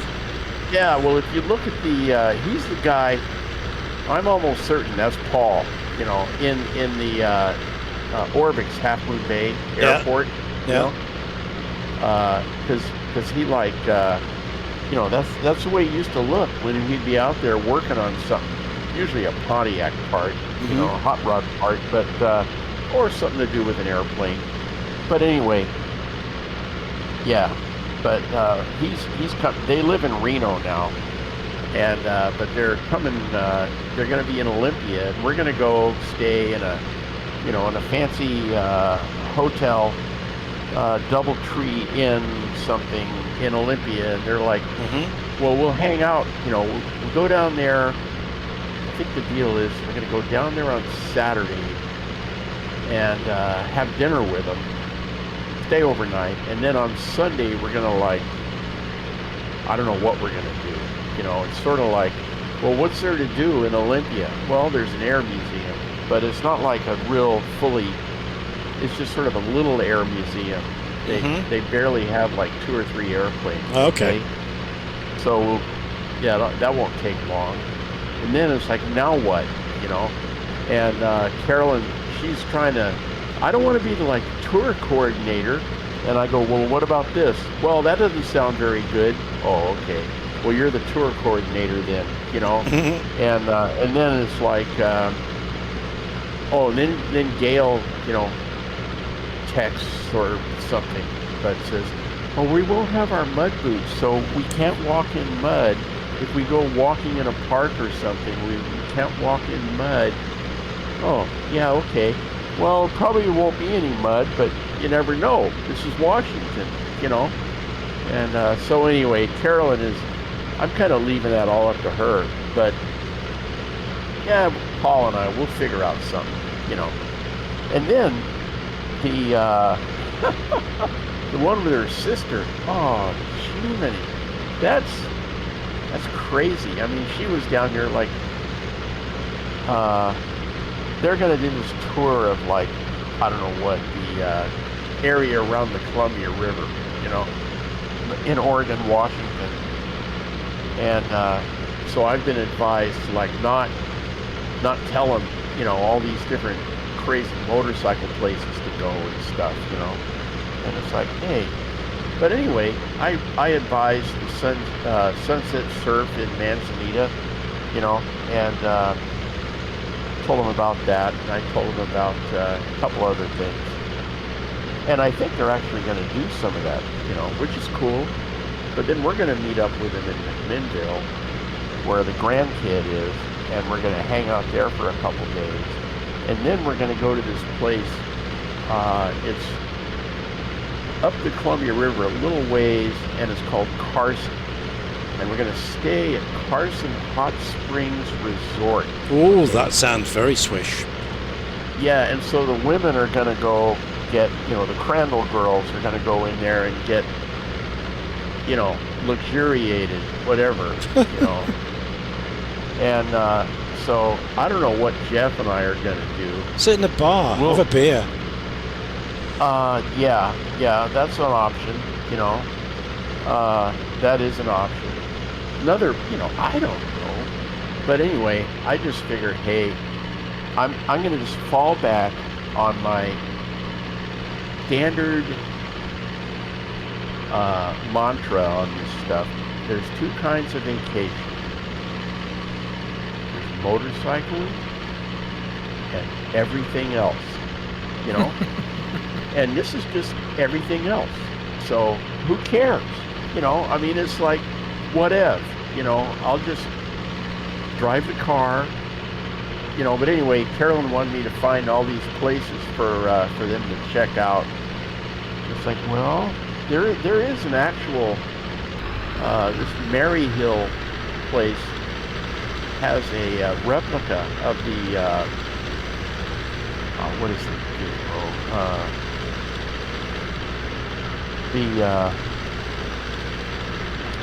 Man, I should look it up. Brain fart. Stonehenge. They got a Stonehenge replica, And of course, I'll have to come out with a joke of, well, good thing you didn't come during, like, when the spring forward and set back, because they typically close the park down for a day or so while they move all the stones. Only in the US you get a Stonehenge replica. I'm surprised they didn't buy it like you bought London Bridge and knock it down and take it to some park and charge money. Yeah. There you go. Yeah. Is that the one with the Spitfire? You fly the Spitfire through it? The one that the dinosaurs pop up round it and spit fire, and there you go. That's the one. Yeah. Universal Stonehenge. 3,000-year-old monoliths moved to California or whatever. Yeah. Our own version. Anyway, so we're gonna do that, and so Carolyn is down here. Well, how long is it going to take to get from the art museum to the winery to the Stonehenge to the, and I'm like, oh man, all right. I'll send you the links. Oh, and the mountain view. There's this. You pull off the road on the way to Goldendale, and there's this thing you stand next to, and it says, over there is, Mount Adams. And over there is Mount St. Helens, and over there is Mount Rainier, and over there is Mount Hood, and it just, that's kind of cool. Anyway, we'll see how it goes. I told you guys about when the last time they came up and wanted to go on a tour, and we went to, what was it, the Underground Seattle. Yeah. And then Pat was like, yeah, let's go have dinner. All right. I think what we need to do is get on an Uber and go that way. Well, I think there's a place around here. I heard about a place that's around here. All right. So, okay. So off we go. And that's where we got that scenic tour of the homeless encampments of Pioneer Square. Oh, man. Yeah. So I hope it doesn't degenerate into something like that. But we'll just see. And that's in October that we're going to be doing that.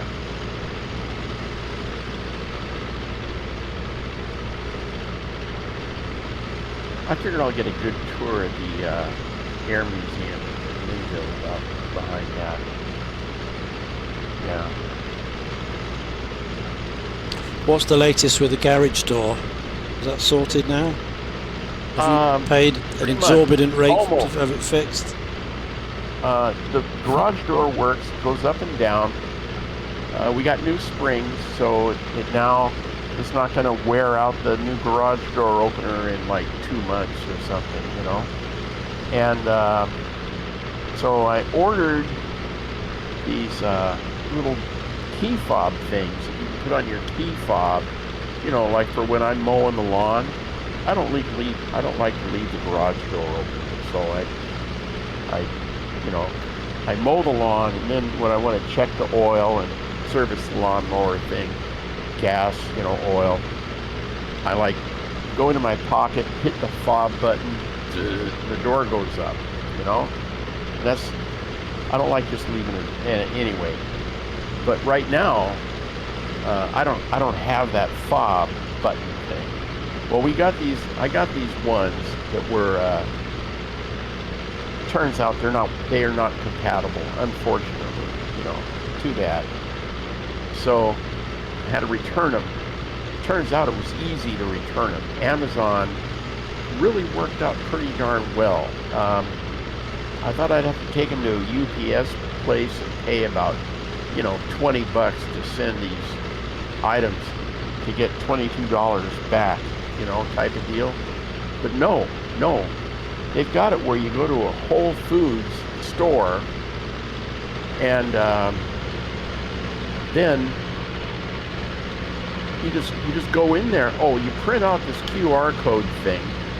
So I print that out, and I take it with me, drive with the package, everything, to the Whole Foods store, hand it to them, and they go, okay, thank you, and I'm going to get a refund. You know, it's like, this comes back, okay? That's cool. And, You know, you clearly don't use Amazon very much. I would imagine we order something on average about 3 times a week. And Carolyn orders about 2 things a day. Oh, okay. Part of the thing that makes it so appealing to me is that in most cases, if you don't like what you get, you just drop it. I drop it at UPS because that's closer than Whole Foods.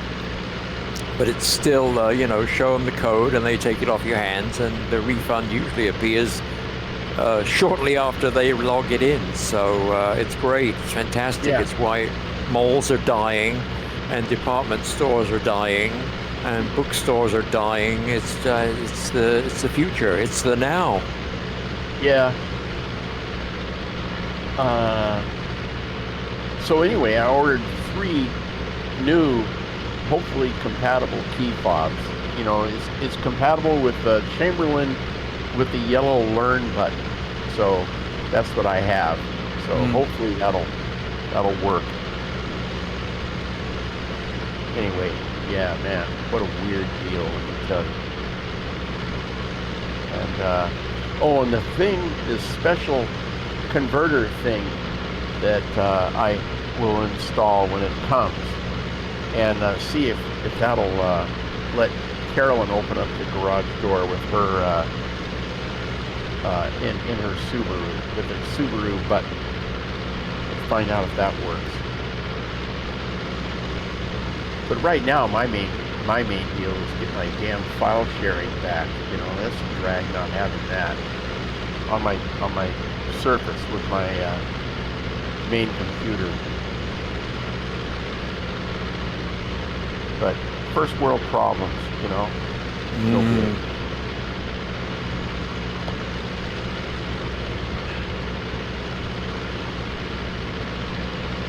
Yeah.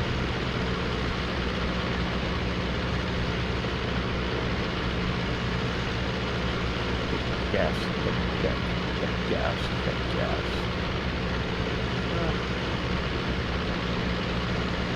Yeah, we're switching.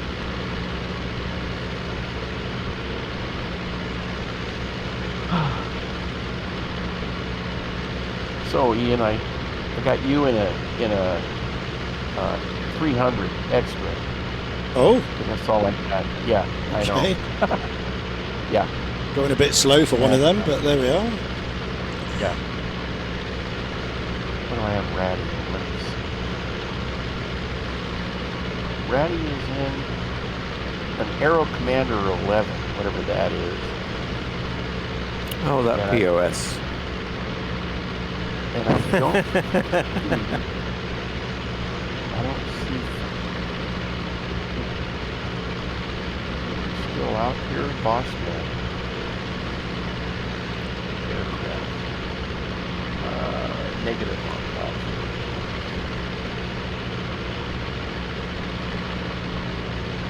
Oh yeah, one of my pals, one of the fools, was saying he didn't think they have on Beavers the DHC2. He didn't think any more of they weren't out flying around with a round motor on them, you know. He thought they had all been converted to turbines or something. And well, one just flew over my house yesterday. It's kind of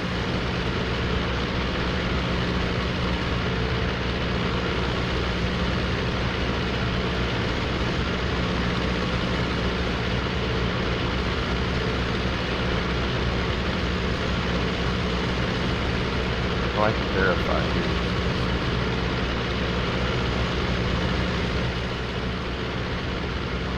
I bet there's lots of them with the original engines. Because, I mean, a turbine conversion, there's the work, but the turbine itself ain't cheap.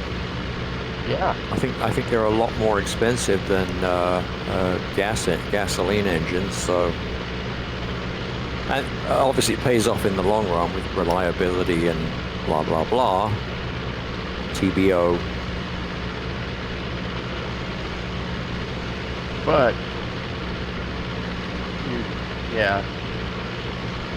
And the only thing I can think of for an advantage would be, or I think a significant thing that could factor in is the thing of getting fuel, you know, at some of these remote strips and what have you. But then, you know, you've got Cessna 185s going in there, then you can have Beavers with the radial engine going in there, you know. Yeah. I've got to go over and take a look at this Kukoba place.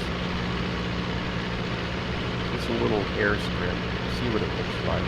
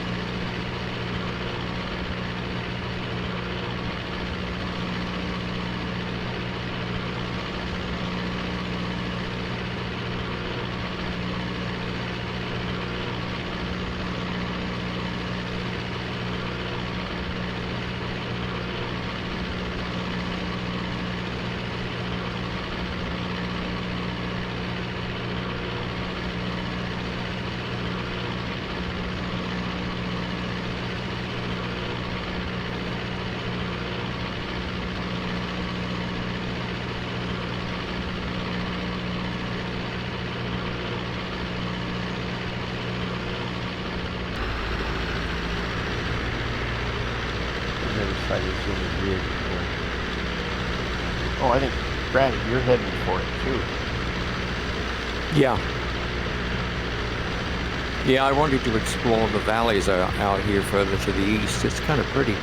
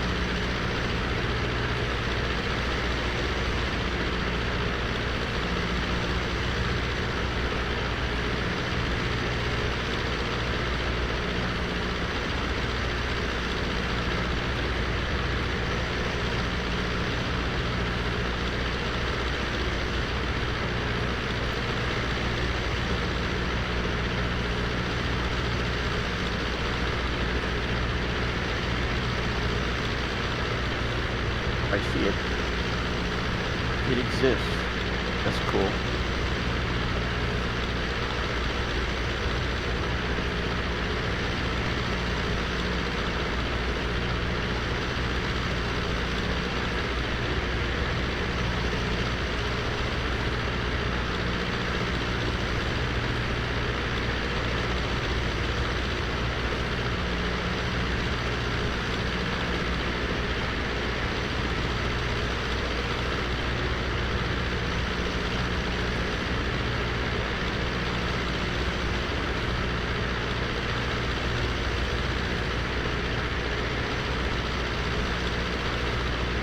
Very long runway.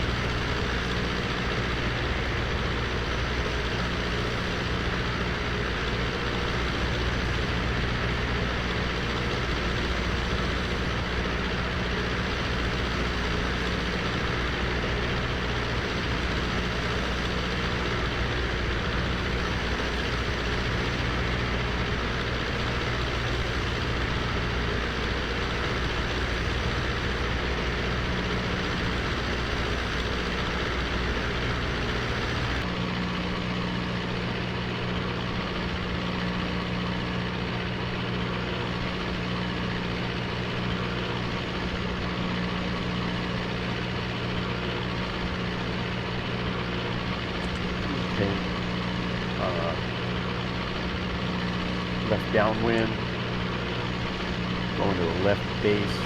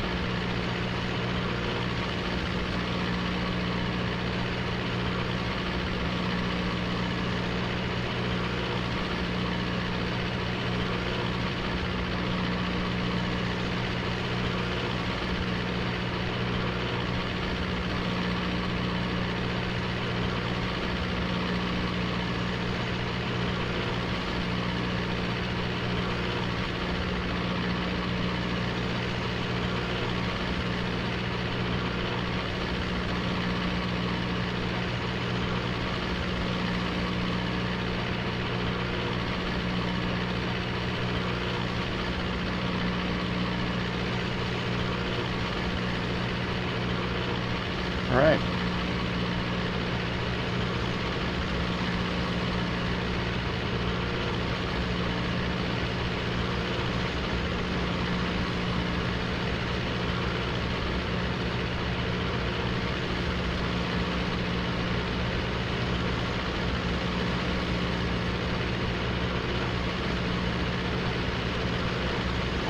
good.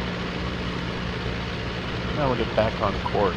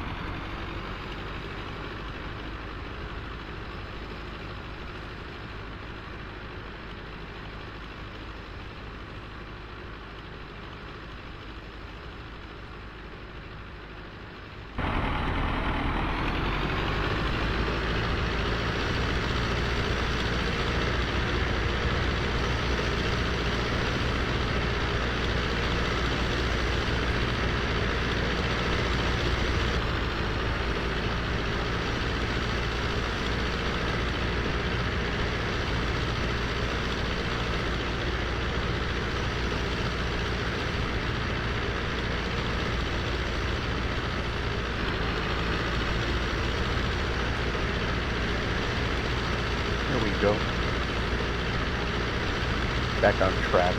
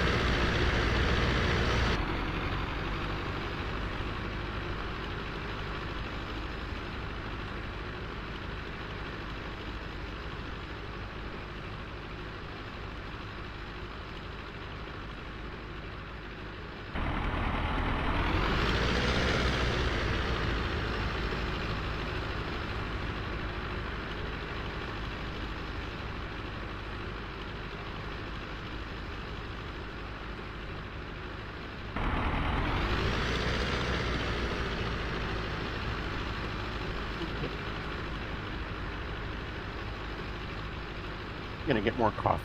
Be right back.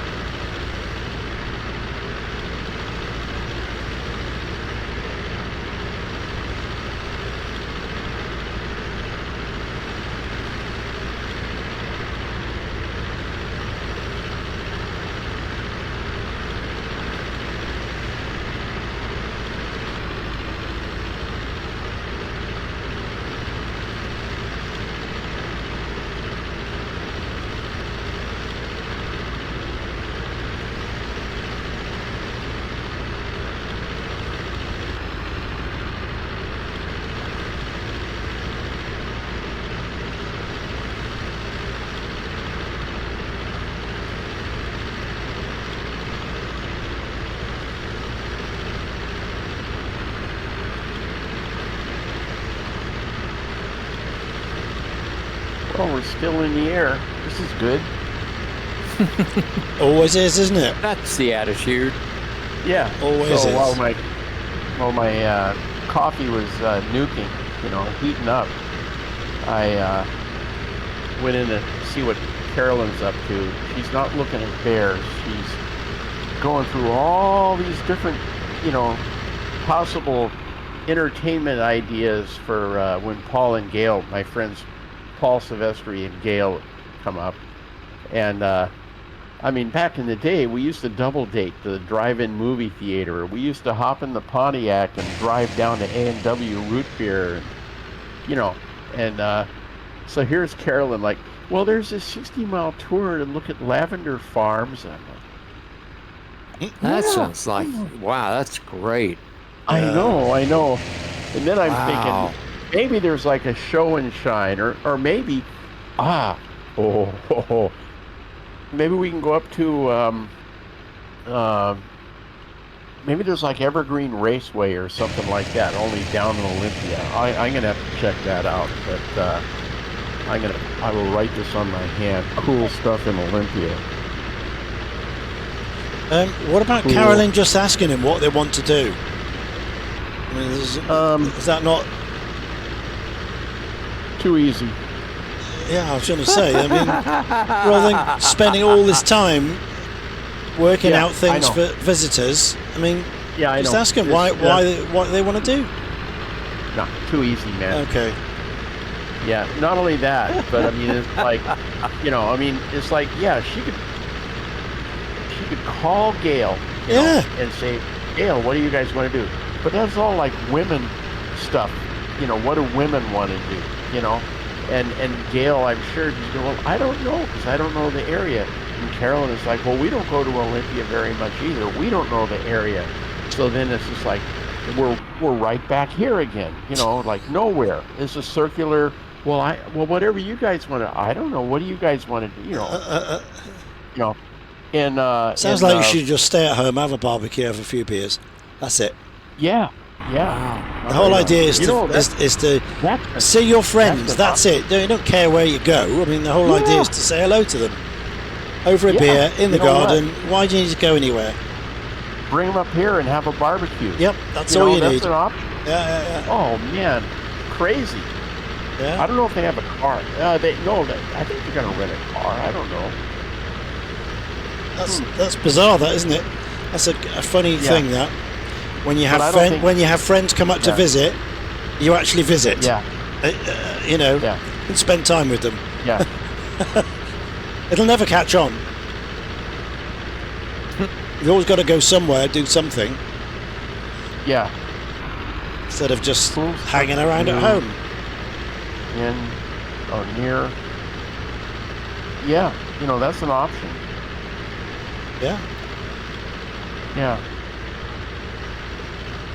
Well, let me see here. Olympia. Cool stuff to do.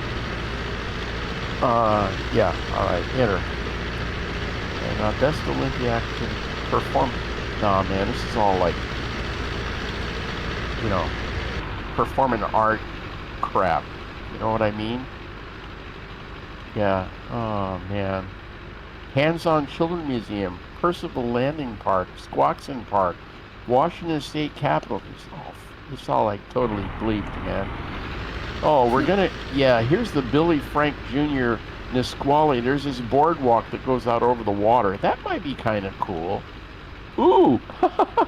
Wastewater Adventure. Ah, cool, far out.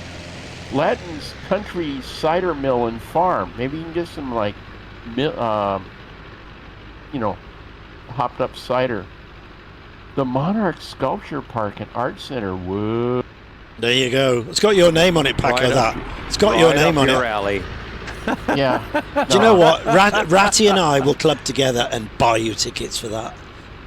No. Yeah. You Yeah, have to go. we want some live streaming and lots of pictures.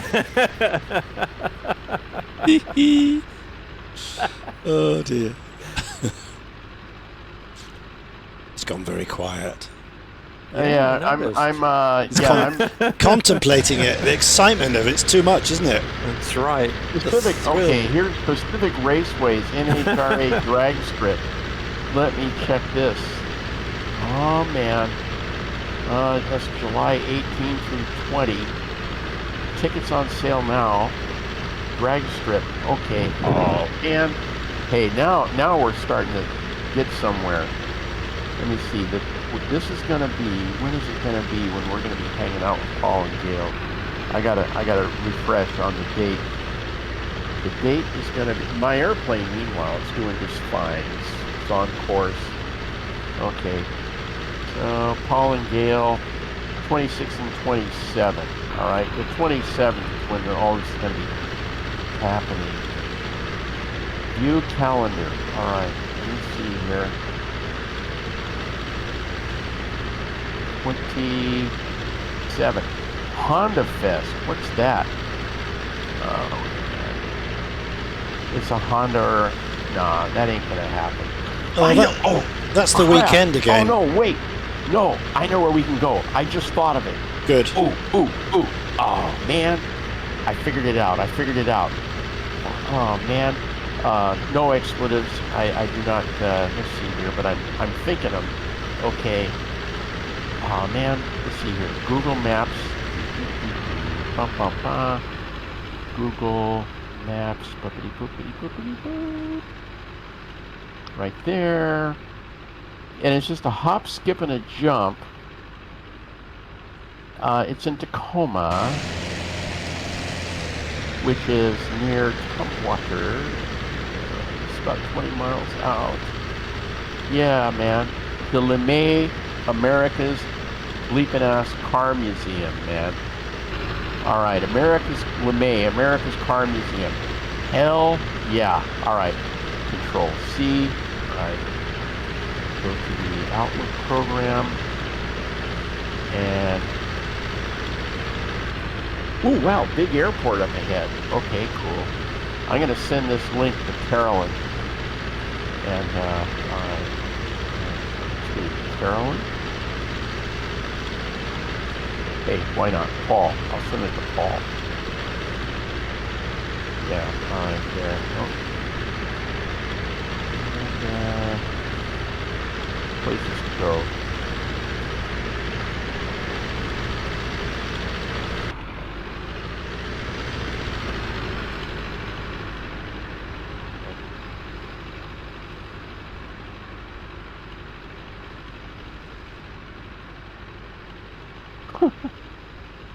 Oh, Paul, man. He's like, still got an AOL email. That can't be true. Maybe I'll just backspace. Alright, okay, there. There, alright. My work here is done. That's excellent. Okay, good.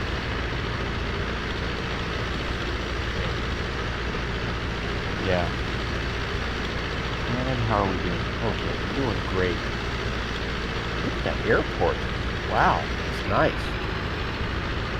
It's a whole lot easier to see than in MSFS 2024, I'll bet.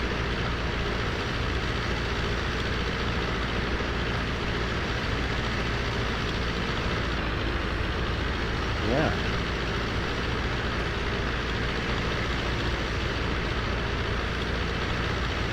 Great.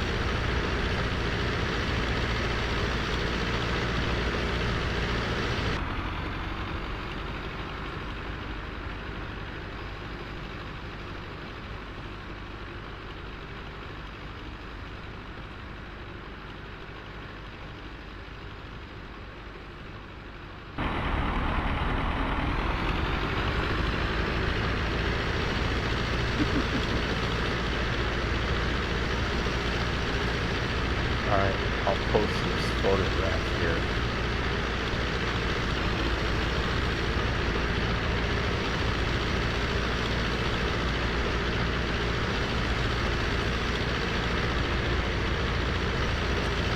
There she is, the T6 with a black and yellow nose. Yep. Yep. Over the airport. Nothing out there. Now, time to make a little course change here.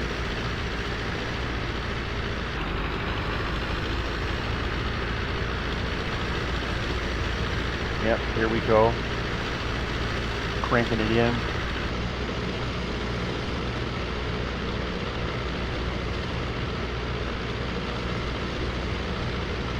I know what. Let's see here. Mixture in. Okay. Crank up the RPM.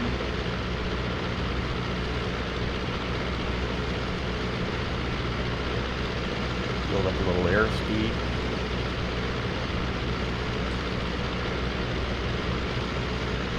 Yep. Okay, here we go. Let's do a nice little loop.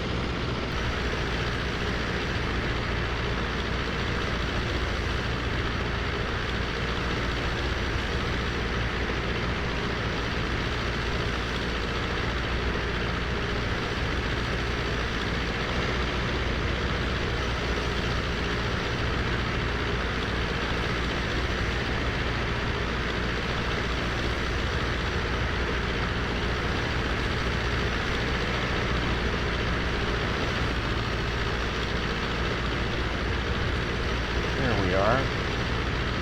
All right.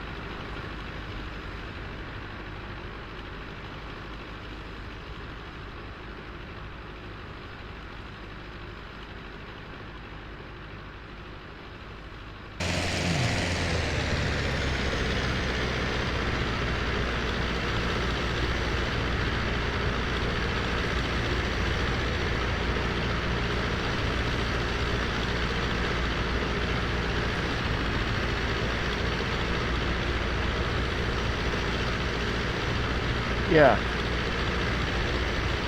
I think we can do that.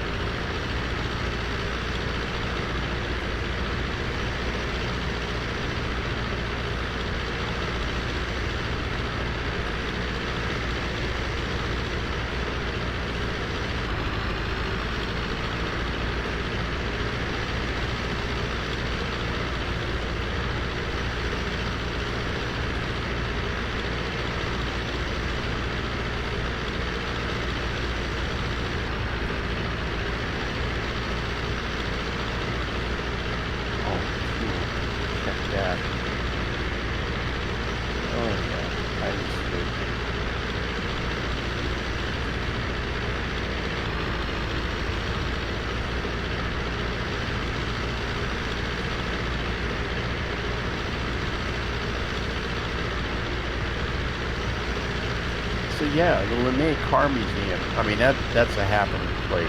You know, it's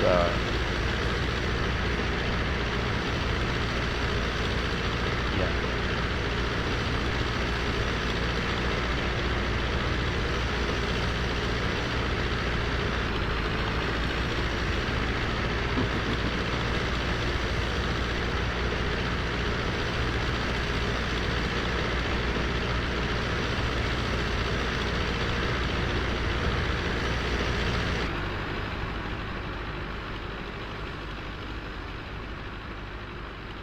Carolyn will love that. She loves cars. Yeah. Yeah. And Gail, both of them love it. Yeah. Well, And you Gail, two, you two can just go and watch a play or something, or watch a go and watch a show or something, and let them go around the car museum. Yeah, you got it. I think that sculpture garden still Yeah. sounds like the best thing Yeah. you've come up with so far. Yeah. Yeah, really. Oh, and there's the Chihuly Glass Blowing Museum. Oh, God, you're pulling it all out now. Gosh. Yeah, I know. He's like a famous Seattle guy, but I mean, that's like, you know, come on, man. Like, give me a break, you know? I mean, Yeah. wow. I know. Carolyn, she keeps, but see now, in Carolyn's world, okay, this is all legitimate, really class good stuff, okay? And in like my world, it's like, I'd almost rather mow the lawn than go to some of these things, you know? I mean, it's like I go to them, I'm in like countdown mode, you know, like how much longer is this gonna last? I'll be glad, but how many more songs do they have to sing, you know, kind of deal, you know? And oh man, it'll be interesting to see how this goes. We'll have fun. I know no matter what, we'll have fun. But like Paul's idea of a good time, living in Reno, is to go down. He's got the slot machines pretty well figured out. I mean, it's all statistics, okay? And you know, the machines have different settings on different machines, okay? So the machines, the silver dollar machines or the $1 machines tend to have higher settings than average. The machines that are near where people are going in and out, high traffic, they are set a little higher because you want to have that ding, ding, ding, ding, you know, stuff going on, and people walk in, they go like, oh wow, these people are getting paid money. Whoa, you know. So Paul knows all these different factors, and that's where he goes and gets on a machine. And also, I guess if you play multiple, you know, like you put in $5 at a time, that somehow increases the chances, okay? All these factors. And he usually comes away $100 or $200 ahead, you know? And they're bringing you free drinks while you're there, okay? That's one of his favorite activities. You know, I don't care about it too much, that kind of stuff. But that's what he likes to do. Doesn't the house always win in the end, though? You might have a few occasions when you're up, but generally, house always wins. Paco, does he play regular slots? Yeah. Or is he playing video poker? Oh, he does that too, but his thing is, I mean, at least the last time that Carolyn and I saw them, and I think it was in Reno, it was you know, it was that, but that was sort of them like, okay, we'll take these guys somewhere where they can be entertained. Let's go down and, you know, play the slots, you know. So who knows what they do when no one, for a while they were living up on Clear Lake, and they would get out in their boat and they'd sail around. you know, out on Clear Lake, and there was a whole bunch of people that they used to go, you know, hang out with, and, you know, they'd raft up and sit there and drink beer and have a good time, you know, just regular stuff. But, yeah, it's kind of classic. So I think, you know, they might dig that car thing. And I don't think the idea of bringing them here, you know, for a barbecue, because that would mean that Carolyn would be committed to like at least 2 days of prep, you know. Oh yeah. What, for a And there would be barbecue? all the vacuum. Yeah. No. Yeah. I mean, if it was like spur of the moment, like, hey, you know, we're talking about, well, Carolyn's got this big giant ass list of stuff that she's composed, and it's like, well, we could go to the you know, the walk on this, and we can go see the lavender farms, and we could blah blah blah, and we could go, and I could just see Paul going like, oh man, and I go, hey, I know what? Why don't you guys come on over? We'll barbecue something. We'll cook some dead animal flesh, sit around and drink beer. There you How go. does that sound? And then it would be like total spontaneous, spur of the moment. And then yeah, we'll take Highway 18. We'll zip over the hill, come to our little place. You'll get to see it, and Carolyn will just she'll be pissed. I mean, oh man, I don't know how to do that. I got to figure out some way where she can't be screaming at me while we're driving home in the vehicle. But anyway, once, you know, everyone settles in, she'll relax. Oh, she just came down. She's going like this. She hurt me. Busted. Nope, that's not gonna work.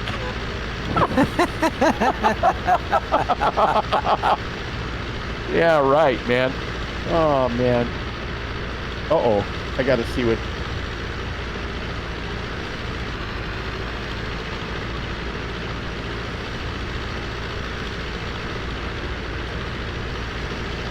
Yeah, we could do this, but I just been informed that I would have to do all the cleaning and cooking, shopping, and everything like that. So that's off the table. That's not happening. Anyway, yeah. But hey, I think that car museum is the deal. I think that's the deal. What about the Boeing factory in Seattle, where they make aeroplanes, I believe? You'd like to see that, wouldn't you? I've seen it, but they don't give tours. Oh, okay. I'd have thought they would. Well, no, they might. I don't know, but it's like you need to like. Well, maybe, but I kind of doubt it. But yeah, that would be kind of interesting, I guess. Or but this is like in the wrong direction. I could take them up to the Museum of Flight in Seattle, or I could take them to FH Cam, which is in Everett. Of course, this is going to be on Sunday. They're open. Admission is free, and they got all kinds of cool World War II airplanes up there. But it's like going all the way from Tacoma to Everett, you know, which is, you'd have to go through the belly of the beast, which is Seattle traffic. Why don't you go to a place called Half Moon Bay and just hang out there? Because that's a 300-mile drive. Is it? It's more than that. It's more like 1,300. Yeah. Oh, it's a long way. Yeah, it's a day.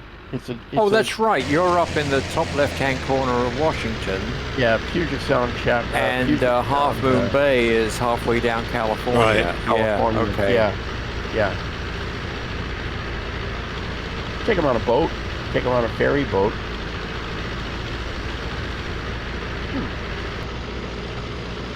We could walk on and take a boat ride over to Bremerton or something. Yeah, that's an option. Or we could. Oh man, I know what we could do. We could hop in the Bronco. All right, Undersea Warfare Museum. Oh man. There you go. Yeah, we could drive across the Narrows, Tacoma Narrows Bridge.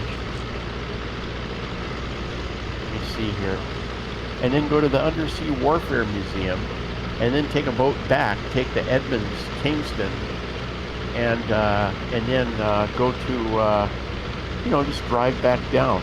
Yeah, that's an option. Yeah, that Roger, my buddy Roger, he served on a missile boat back in the Cold War, and I'm thinking of Ohio class. No, wait, what was it? Hang on a minute.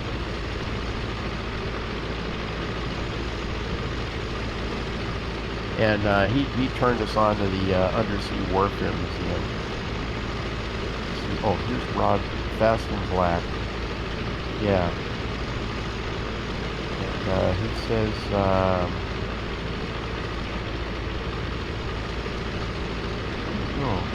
anyway, yeah, he's in here somewhere.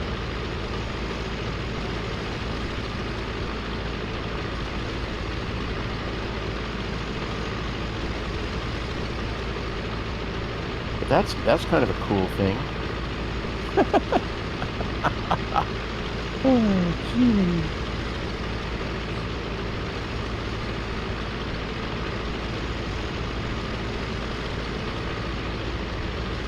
Here we are.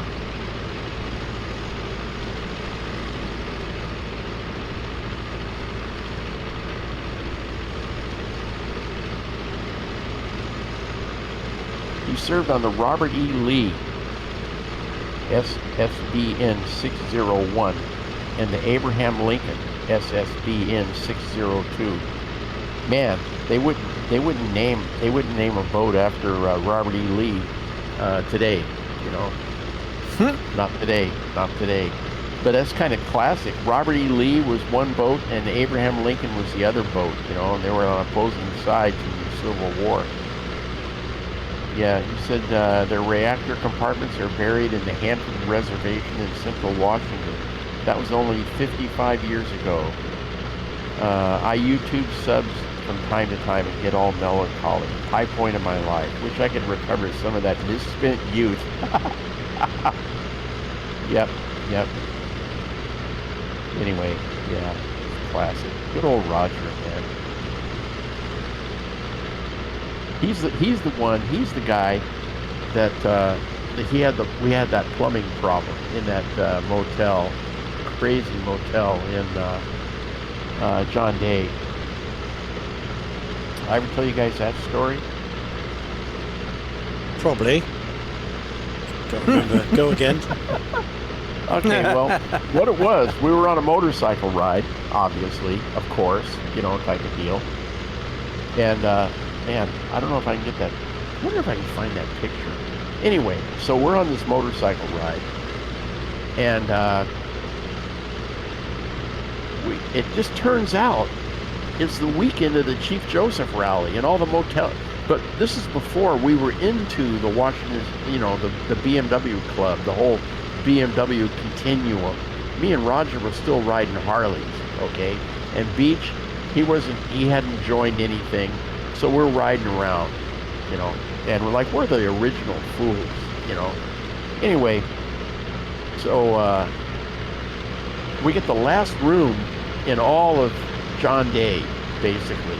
And it's run by these Indian people, East Indians.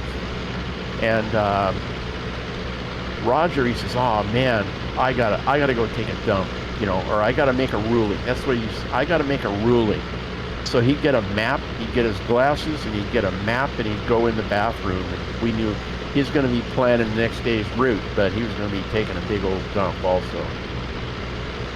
So after a while, Roger's like, hey, the toilet's not flushing. It's just swirling, it's not flushing. Okay, hang on, man. So I go over to the phone, and and I like dial the office, and I go, "Hey guys, we got a plumbing problem here." And so about 5 minutes later, there's a knock on the door. And there's this Indian dude, and he hands us this little plunger that was cracked, you know, kind of. I mean, it wouldn't even seal or whatever. It was just this cheesy ass plunger. Anyway, so okay. So I take it and I hand it to Roger. I gotta find this photo now, guys. Let me see here. I hope I don't crash my computer. This is where it is. And I'll enter, okay. Let's see if I can find the folder here. Alright, pictures. And I had a little XA2 camera. Oh, there it is. Alright, okay. Alright, now let's go here. This thing, okay. Here. Okay, about to cross the border into Montenegro now. Ah, excellent. We're done with Albania. Montenegro next.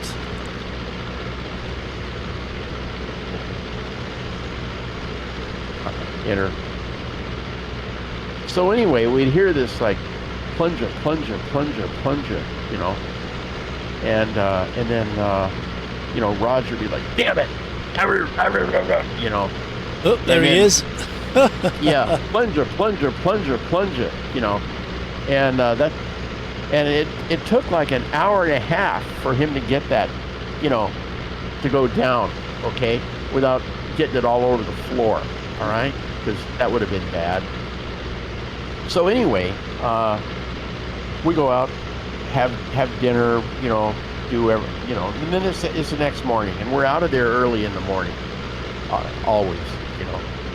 So we're getting our gear, loading our bikes, doing this, doing that, you know, going up and down the stairs. Finally, it's like, well, I got to take a dump, you know, and everybody does, turns out. So, well, we know that toilet's not going to flush. So what we just did was we drew straws, who got to go first and who had to go last.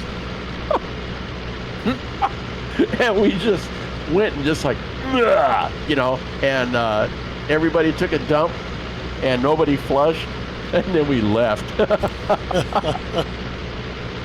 Yeah, so okay. The guy, he had a big plumbing problem after that. Need more than a plunger after all that lot.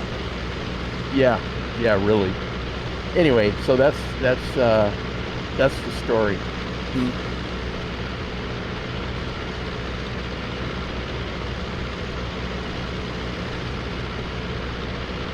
Yeah, we do have adventures on the road, let me tell you.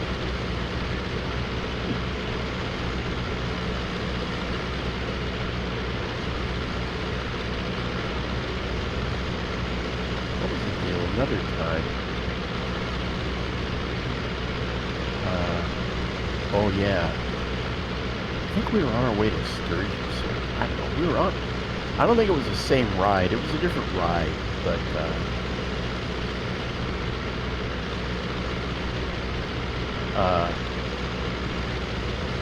It was late. We'd ridden a long ways. We were tired. And we checked into this little motel. And it was somewhere out in the middle of nowhere. I don't know. You know, Montana, you know, somewhere, Wyoming, whatever. It was a town, but not a big town, you know. Anyway, so we asked the lady, where would you go for, where's, you know, any good places to go get dinner type of deal. And she was like, well, there's a Chinese restaurant that, you know, you might, she named off a couple places, and we're like, And then oh, there's a Chinese restaurant. There's up that road a couple blocks. Oh, okay. A couple blocks. My ass. It was like about a mile and a half. And we're wearing our motorcycle boots, and we're walking up this road, kind of up a little uphill grade. And it's like, hey man, you know, and by the time you're thinking this isn't worth it, we should have got on the bikes and ridden up to the place. It's like too late, you know. You're already, you committed. You figure you're most of the way there now, so you might as well just Charlie Mike, you know, continue the mission. Anyway, so we go in there, and we're having our, and the typical thing when you're a group of guys at the Chinese restaurant, everybody orders a dish and something that, you know, everybody could handle, kind of like, and then you kind of like share it, you know, because you know one dish will feed at least 2 or 3 people, and so if everybody orders one dish, then you got a nice little variety. Well, one of the orders was this broccoli, you know, broccoli made in a wok with that oyster oil or whatever it is they put on it, you know. It's pretty damn good, and that's a vegetable. So then, you know, you could order sweet and sour pork, or you could order, you know, whatever the General Cho's chicken or whatever the hell, you know, chicken cashew.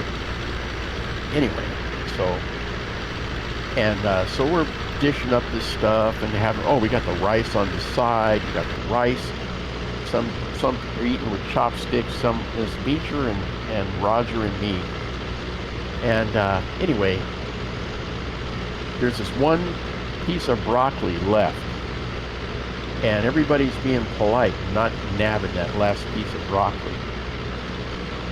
And that's all that's left is this piece of broccoli. And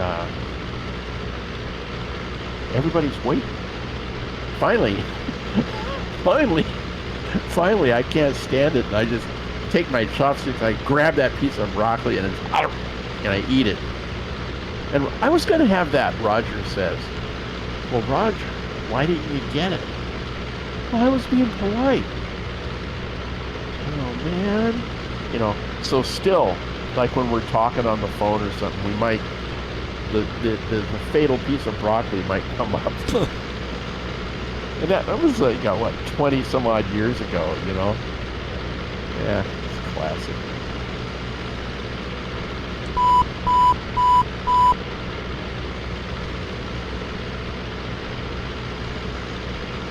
Yeah. I'll really feel good if I can get this damn computer thing, get my Surface where it can share files with my big computer.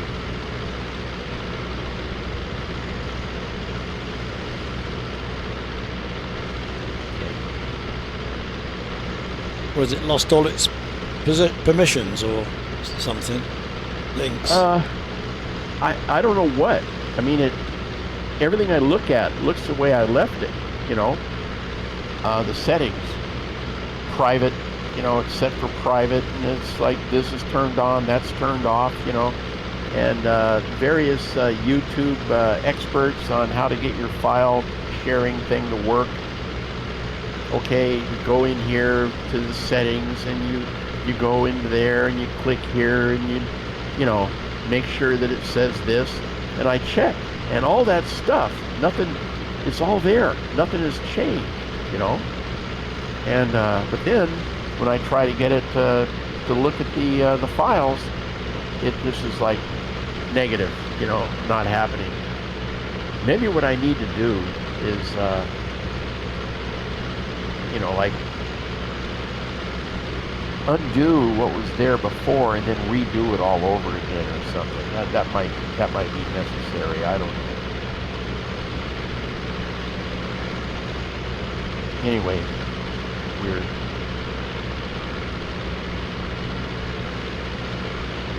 But I'll have it. It'll happen.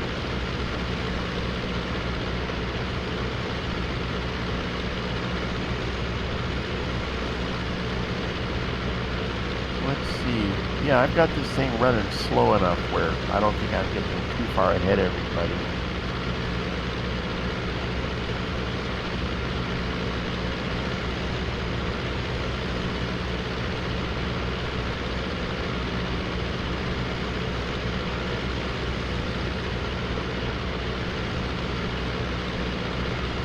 I'm on the last leg here.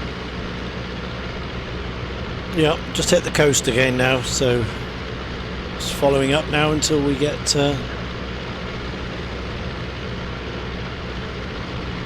the runway. Yeah, it's very nice. Yeah. Yeah, it's a nice coast, this. Yeah, it's great.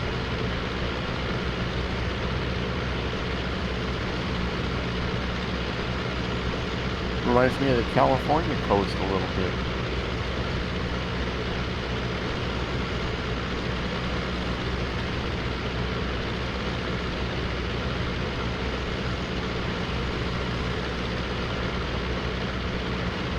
Except there's no surf here, there's no waves, it's just... Oh, well, I don't know. It looks like waves down there, but not, you know. It's the Adriatic Sea, it's not an ocean, it's just a sea. So yeah, yeah. it'll pick up if there's a bit of wind, but generally there's no, you know, there's no surfing here, or anything like that. Yeah. Yeah.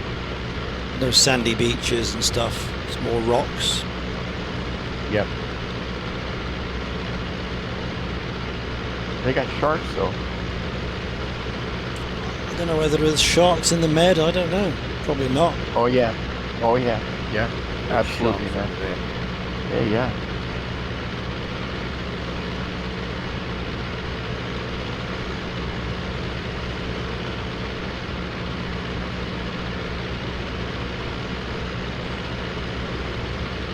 All right.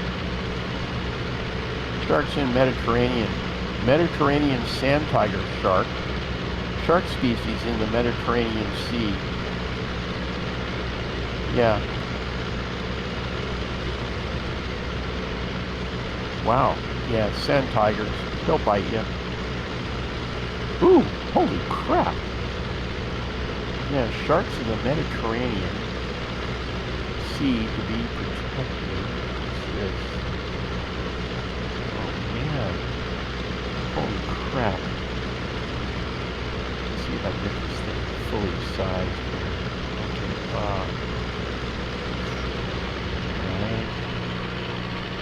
Copy image. Okay, now. Yeah, they got the great white, they got the basking, short fin mako, blue shark, thresher, poor beagle, sand tiger. Yeah, alright. Now.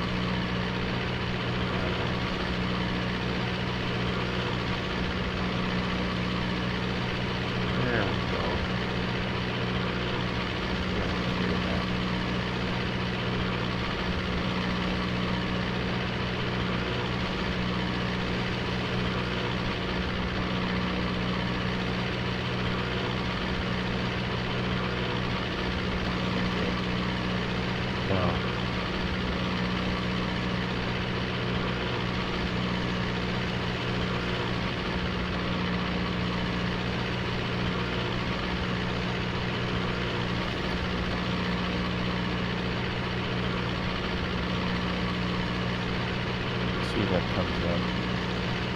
Oh no, that's not happening.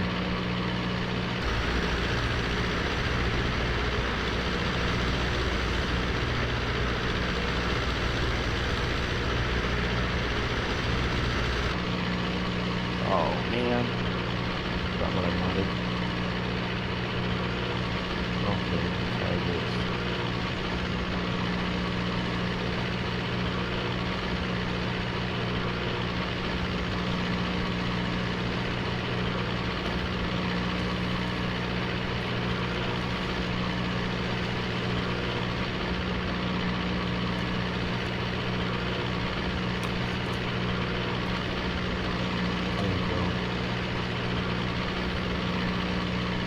trucks of the Mediterranean. Ah, there they are. Yeah. Okay.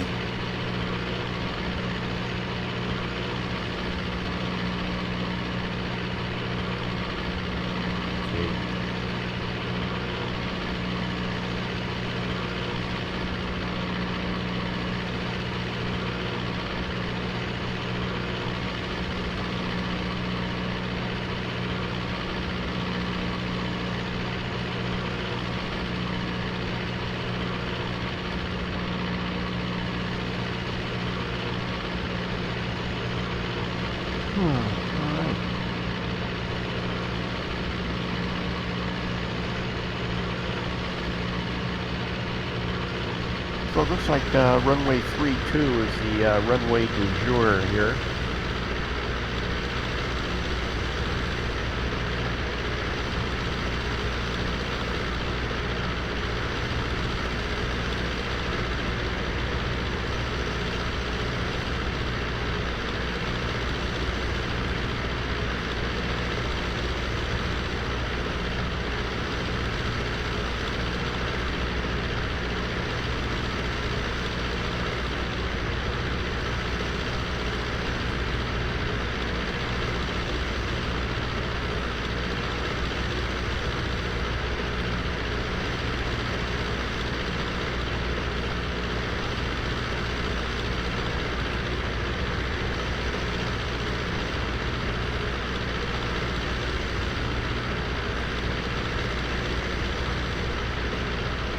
Oh, I see the airport up there.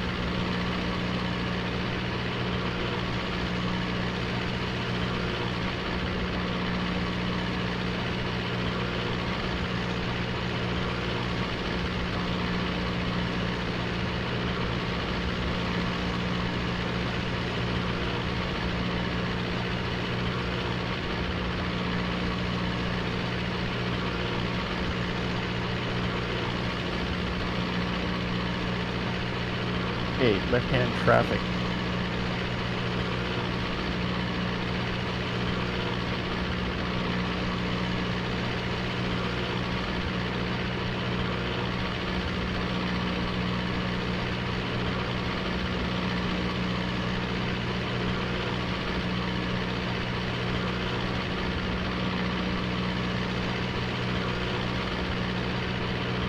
Fuel elevation, 20 feet.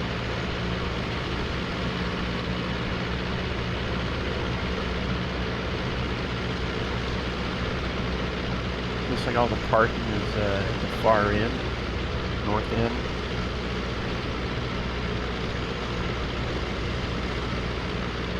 There's no way.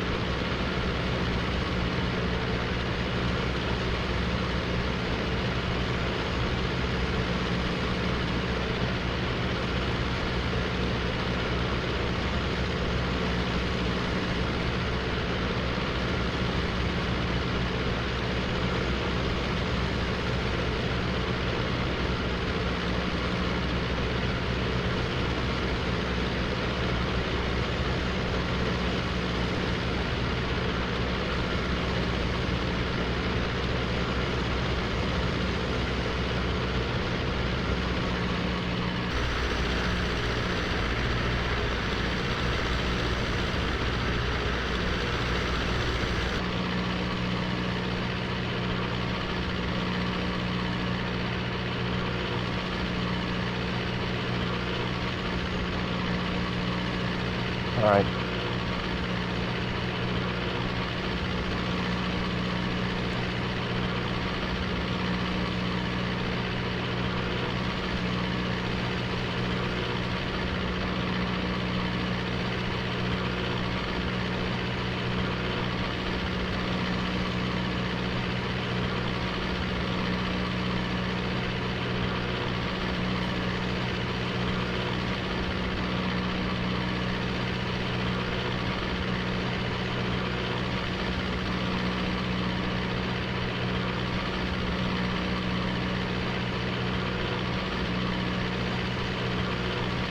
Yeah. That's the nicest landing I've done in a while.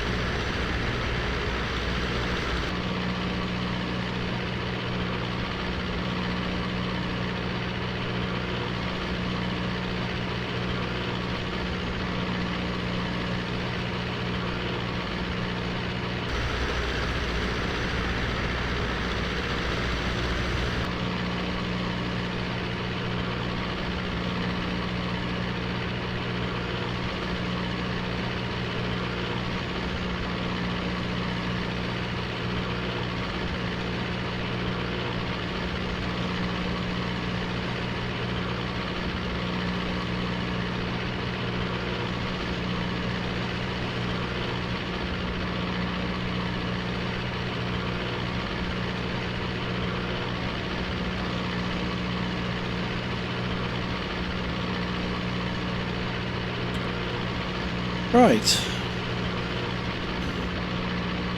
Yeah. going through this gap, and the airport should be just on the other side here. Yep.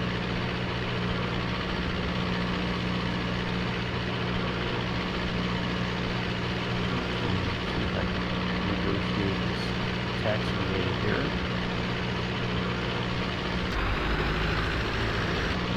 Taxiway Bravo.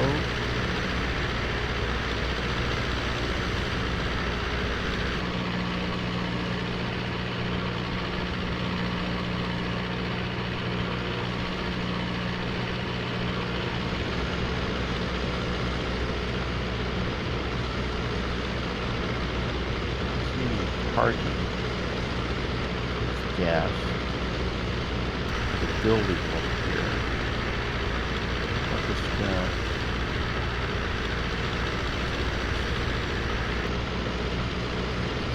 Okay, runway in sight.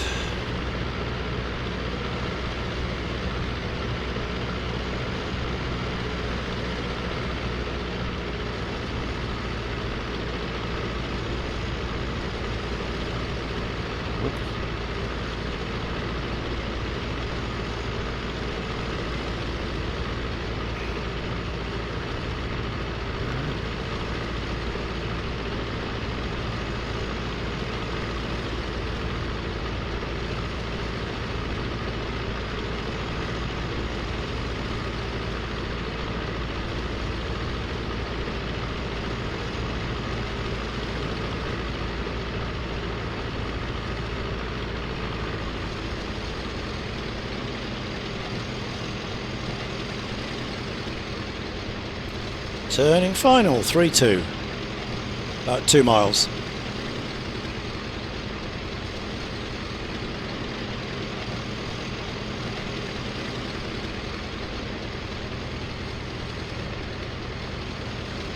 And here's where we have to guess the airspeed, because there isn't an airspeed indicator in here. Real men don't need ASIs. No.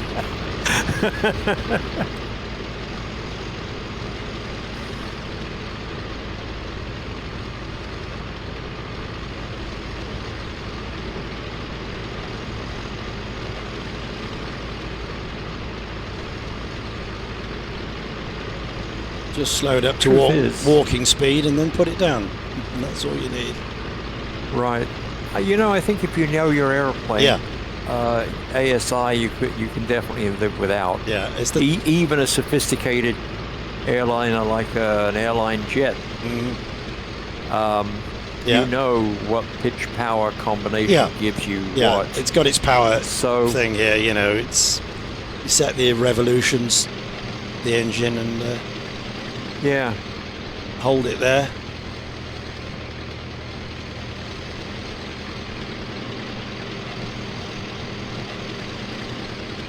Well, I'm a long way away. Let me check my DME here. 20 miles. So I'll see you in about, yeah, 20 minutes. 15 minutes.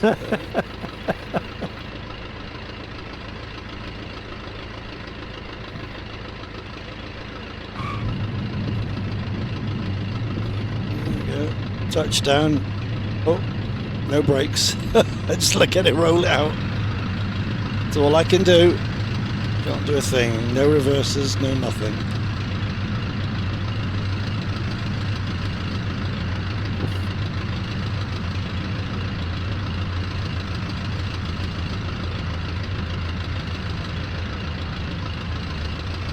Bring the elevator back, force the tail in, and sparks from the skid plate.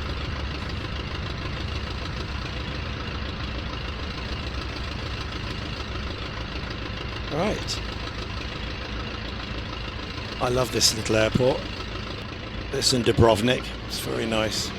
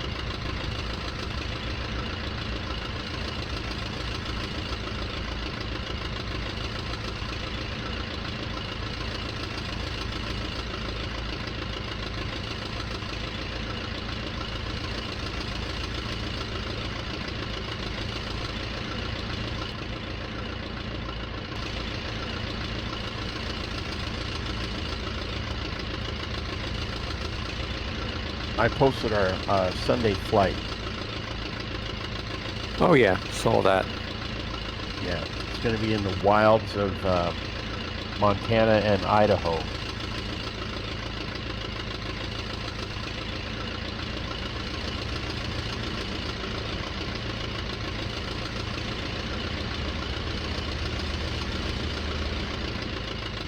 Yeah, I took a quick trip out of the departure airport in my Duke this morning.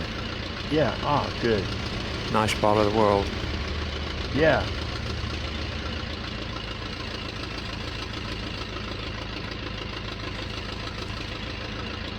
Yeah, we rode over Lolo Pass. I've been over Lolo Pass a number of times. I got a couple Lolo Pass stories.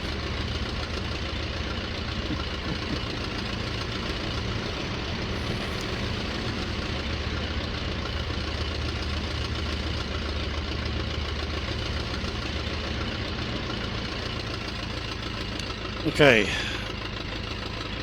Shift 1, apply wheel chocks. Yay! There we go. All right.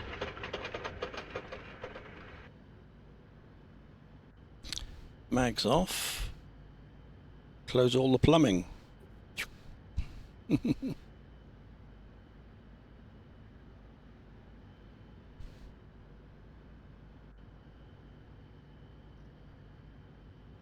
Ian, what's your cruise speed in the Albatros? It was doing Roughly. about 90, 92, 95. I was doing about 100. Really? Yeah, 100 and something odd knots. don't really know because okay. there's no indicator in here, so it's difficult to say what it No. is. It seems to be significantly, well, somewhat, quite a bit faster than my triplane. Hmm. Yeah. It's later war, I believe. Yeah, this is the last year, I think. Yeah. 17, 18. Mercedes-Benz engine. Well, that was before they put the Pratt and Whitney 2800 in it, huh? That's the one. Yeah.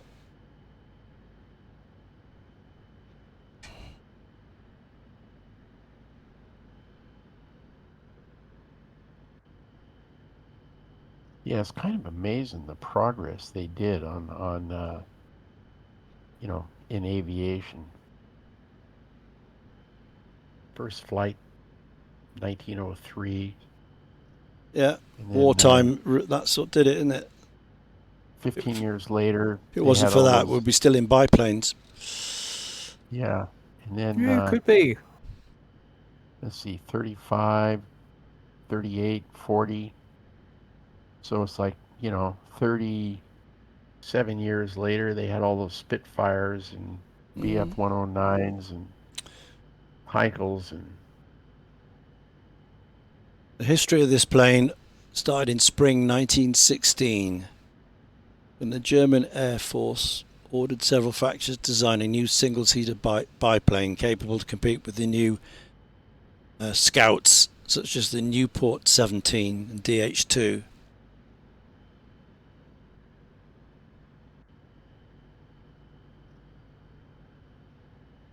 The new Allied designs, combined with new tactics, managed to completely wipe from the air the Fokker E3 to create air superiority. New planes were needed.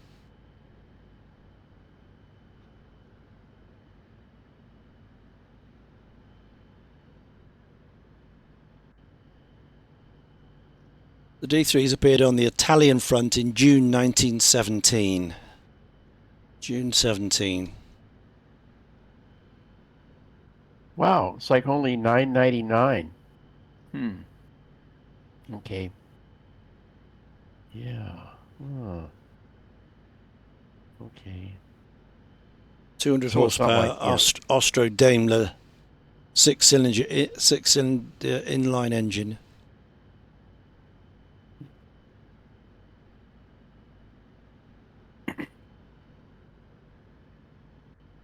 Interesting.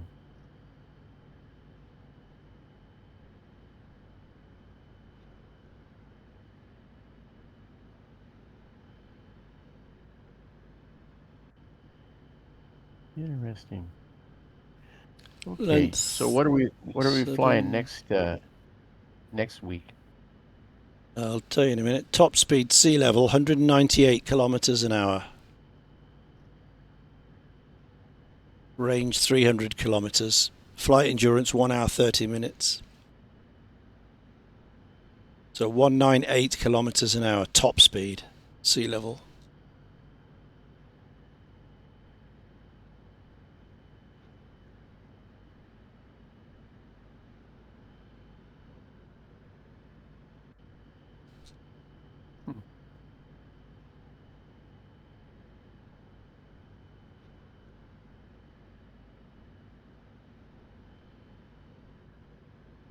Interesting.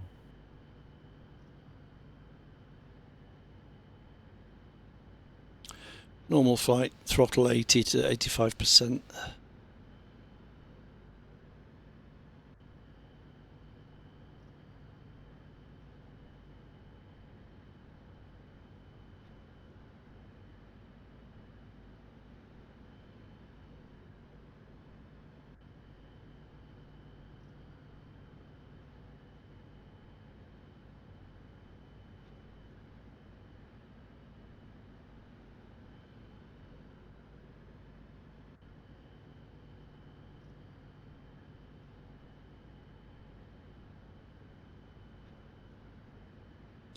Right, let's have a look.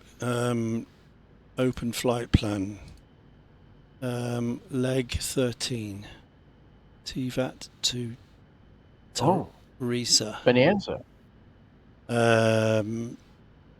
BE35, yeah, Bonanza next week. Bonanza. Oh. So Montenegro into Bosnia, into Croatia, and then into Italy.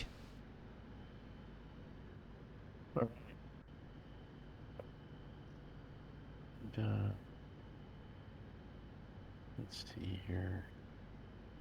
Might as well save this file. We're heading to Venice, Marco Polo, where I was the other day, last week, on my way home from visiting Caharia. Spent a lovely afternoon on the Grand Canal, going up and down on the boat. Great.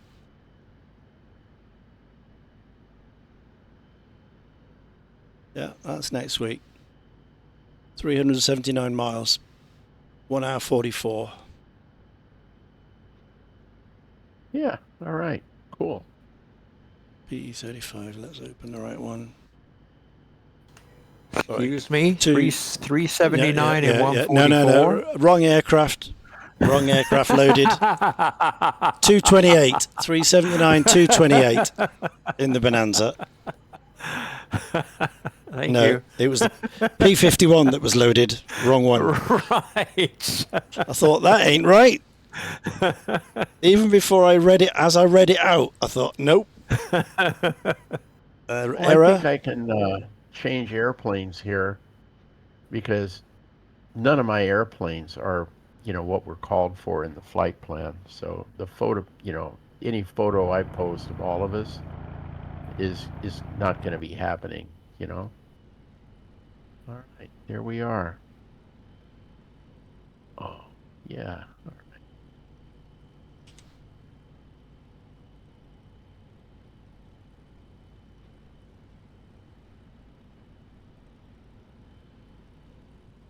Okay.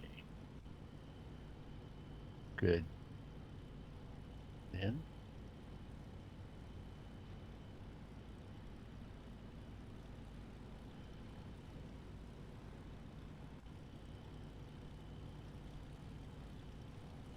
Okay, this is the big test. I'm gonna switch back again so I can put on my oil cleaning kit and all that stuff. We'll see if this makes it crash.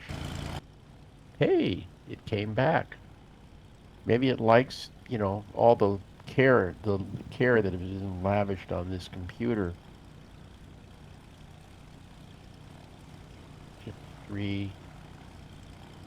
I think I'll go ahead and put in the control lock and the wheel chocks, the tie downs, and the oil clean kit, and pitot cover. There we are. Okay, airplane is successfully tucked in. Yeah, good. All right.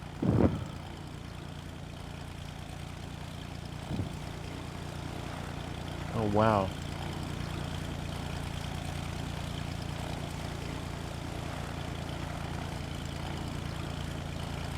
Oh, man. That Aero Commander 114? Yeah. Looks like a Rockwell or whatever. It is. Okay. It originated as the Rockwell, and the Aero Commander took it over, I think. Yeah. Oh man, I'm not going to tell you guys the Williamson story about that thing.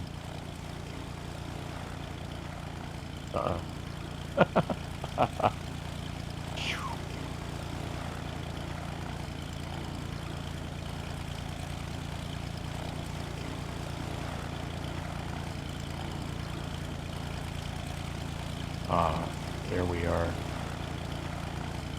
Lovely. We're all in. Yeah, we're here. There we go. Oops. All right.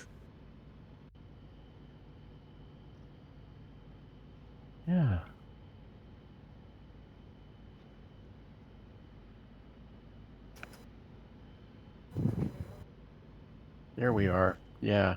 So we're officially past halfway now. 9 legs to go. Oh. There's a U.S. version of that. No, that's the Fokker triplane there. Thanks for the follow.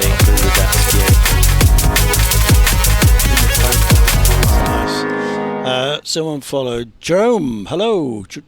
Jerome723. Welcome in to the madness. That is the A2A Misfit Squadron. You're very welcome. Thank you for the follow and your interest in our intrepid little band of A2A flyers. We fly twice a week. Fridays and Sundays, 1900 Zulu. Friday is a tour, of which we're doing tonight. Tour of the Mediterranean Basin. Leg 12 today. From Greece up to Tivat in Montenegro. And we swap out our different A2A models every week. There are 15 to choose from. So this week we're in the D.III Albatros. Next week it's Bonanzas. So we swap them around every week. And then on Sunday it's a one-off event, one-off flight that one of us wants to do, either an historical event to mark something or just something that one of us wants to do for no other reason, just because it's there and we want to do it. So that's us. So you're very welcome along. That is us. Yeah. So speaking of misfits, there's our 3 photos, and each one of them has all different aircraft. Yeah. You know? Yeah. The beauty of Join FS. I like Ratty's the best one. Look, Ratty's the best one. I love that triplane. Yeah, but you know that Albatros, the wood on that thing? Yeah, gorgeous, isn't it? It really is. Absolutely it really lovely is. craftsmanship. German craftsmanship. At its finest. Yeah, absolutely. Yeah. It's a shame to shoot them out of the sky, isn't it? You know, the wood on it. You get real craftsmen. You can see them with their coping saws in the factory by hand, all modelled by hand out of solid, oak, German oak from the Bavarian forests. Right. So you can get this thing off of the A2A website for $9.99. Oh yeah, they're all cheap. And just flight wants $12.99. That's interesting. Yeah, I don't want to do that because you get the tokens as well from the A2A. Don't forget. Yeah. You get so you can get money off your next purchases when you buy the Aerostar. You buy enough of them, you get a free one. You get you buy 3 or 4, and the next one's free, virtually, because you get loyalty points. When I went to see that latest Jurassic movie, so I went up to the local. This is kind of classic. So yesterday I wanted to go see the first showing. It was like at 10 a.m. and it was the fancy chair 3D version. Okay, and every one of their showings in that any given day is all like, this one's the D box, this one's the fancy chairs, this one's the fancy chairs with the 3D, kind of deal. Anyway, I got the fancy chairs with the 3D, and I go in there. Oh, I got my popcorn, man. I got my popcorn. So I'm in there. I was the only one in the entire theater. Really? Huh. I mean, it's one of these. It's a multi, so it's got 12 theaters. Yeah, okay? 12 screens all going. showing different movies. Yeah. Right. Yeah. And but I was the only one there, and that's why I go to the early showing in the middle of the week. Yeah. Even though it was summertime. So you could buy the cheap seat right at the back and then move forward and sit where you like. Well, I was right in the exact middle, and it's actually assigned seating. Well, where do you want to sit? I go, oh man, I don't know. Best seat in the house, please. And the guy here point out, and okay, I'll take that one. Yeah. And but I was right in the middle, primary, optimal, and then it was just amazing. Yeah. Jerome, okay movie. Yeah. Pretty good. Yeah.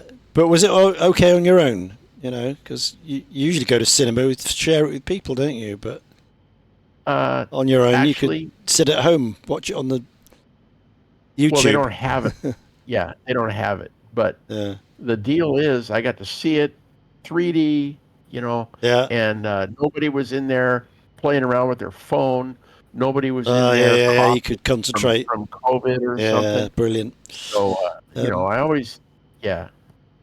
So it was perfect. And I It was used good. Apple Pay, so nobody could steal my credit card. Nice. It was all good, man. Jerome says, nice planes, guys, old history buff. And then he says, beautiful planes. And then he got a question, any SOP with camels?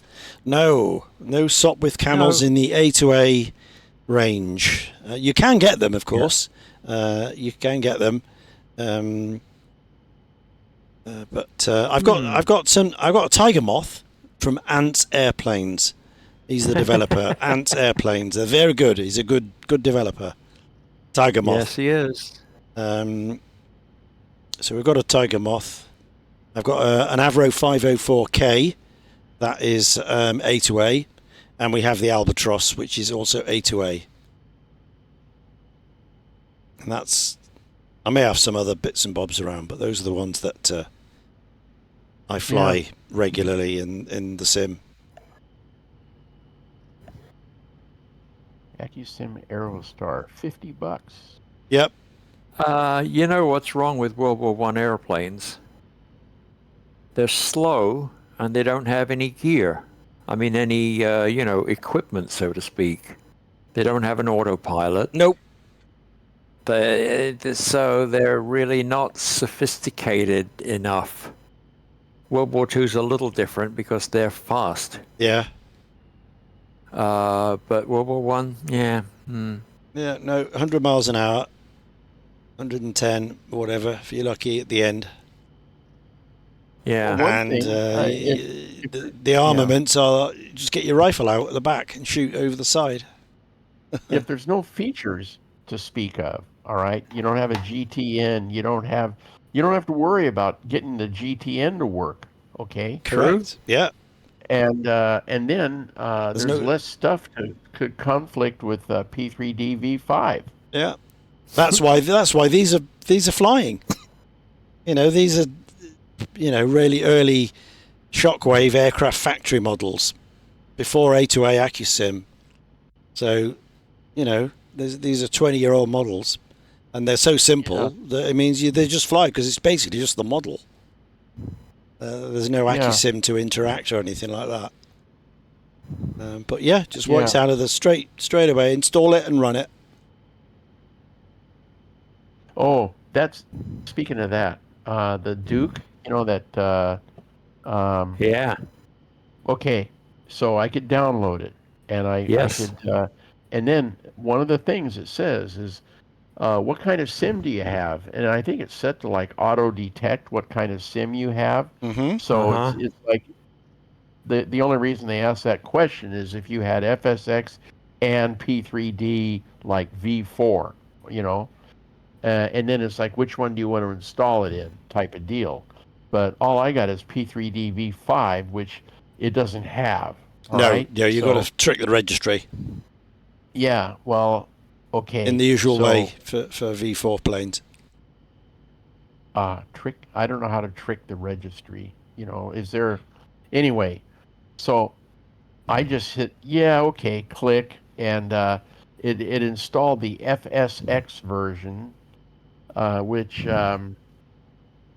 was nothing. Nothing was happening. I couldn't get it to show up or load. Absolutely, it won't, and you've got the entirely wrong one there. Yeah, you definitely need the P3D one, but you need to trick the installer to make sure to think that you've got V4 installed when in fact you've got V5.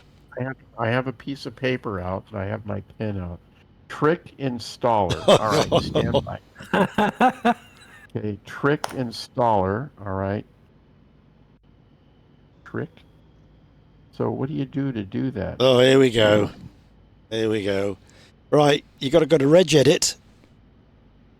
Regedit. Look, if I put it on my stream now, you can watch it. There you go. Right, you go to Stream? Reg Edit. Wait, I don't stream. Reg Edit. Yeah.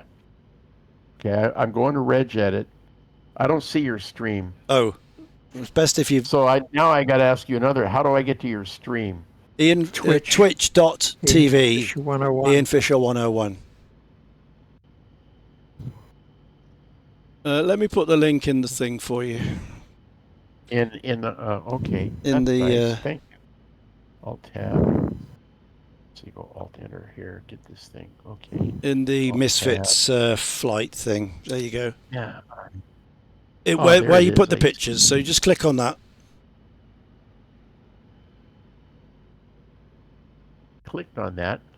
Now, it came up pretty damn quick, let me tell you, with this new...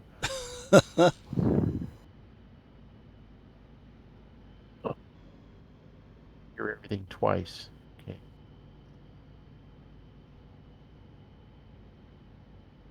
You've got me? I got you. I'm watching what you're doing. You see the registry Yeah. editor? You see this? Yeah. You got it? Yeah. Yeah? Okay, so you go to local machine. HT.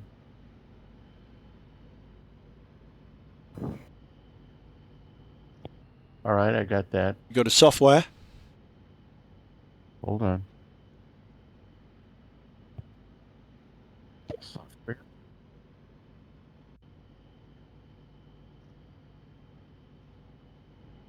Let me see. Hang on. Oh, okay. Software. Software. Lockheed Martin. Lockheed Martin. What have you got under Lockheed Martin? You should have V5 content scenery. Hold on. All right. Just a minute. Let me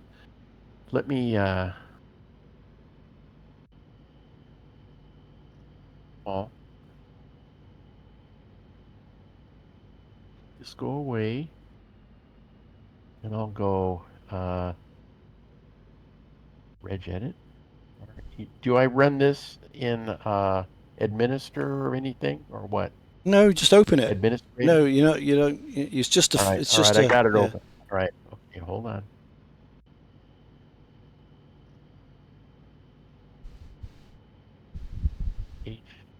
H key. Wait. H key. All right. Yes, Jerome. All skills flying, shooting, and trying to get home. Oh. Yeah.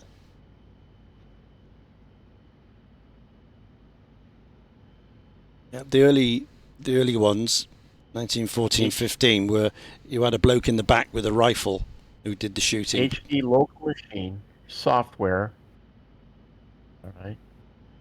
And then Lockheed Martin. Lockheed Martin.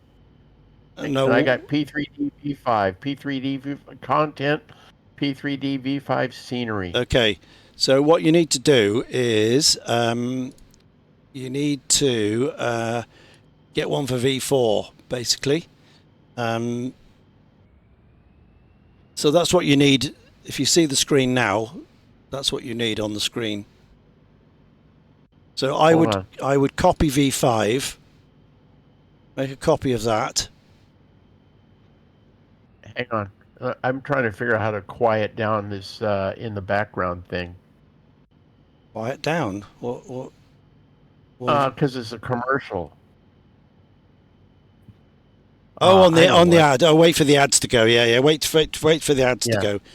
Yeah. You need to subscribe to the channel and you get free ads. But otherwise, you'll have to put up with a minute and a half of ads.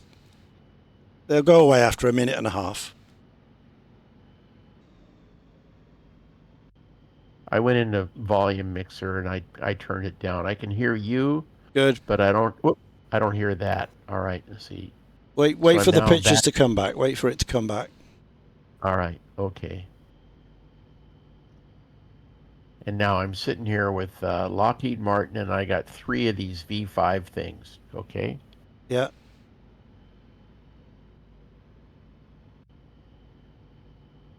So you need to make one for V4. So click right and do new or something. Yeah, under Lockheed Martin, new folder. Click right. Okay, new. Oh, wow. They don't just say folder. There's D-word 32. Oh yeah, you've got all Q-word. that nonsense, haven't you? What's the best thing to do?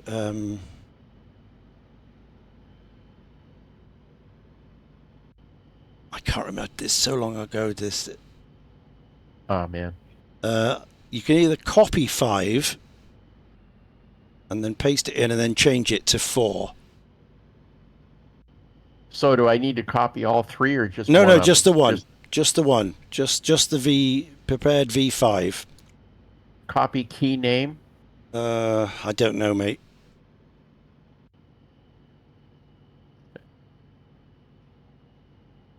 But basically, you need to get, if you look at my screen now, you need to get that on yours. Right, So let me go back in here and stand by. Going full if you take a size. photograph of this or go back and watch the VOD, take a photo on your phone of that screen. Okay.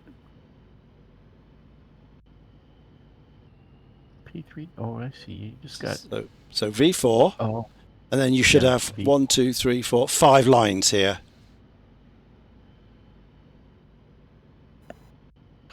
Oh.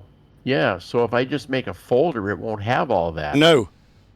So I would copy 5. Yeah. And then make a copy of 5 and then rename 5.4. So you'll have all this, but then you've got to do these. The important ones here. I'll tell you the important ones you want are app path. This has to point to your V5 installation.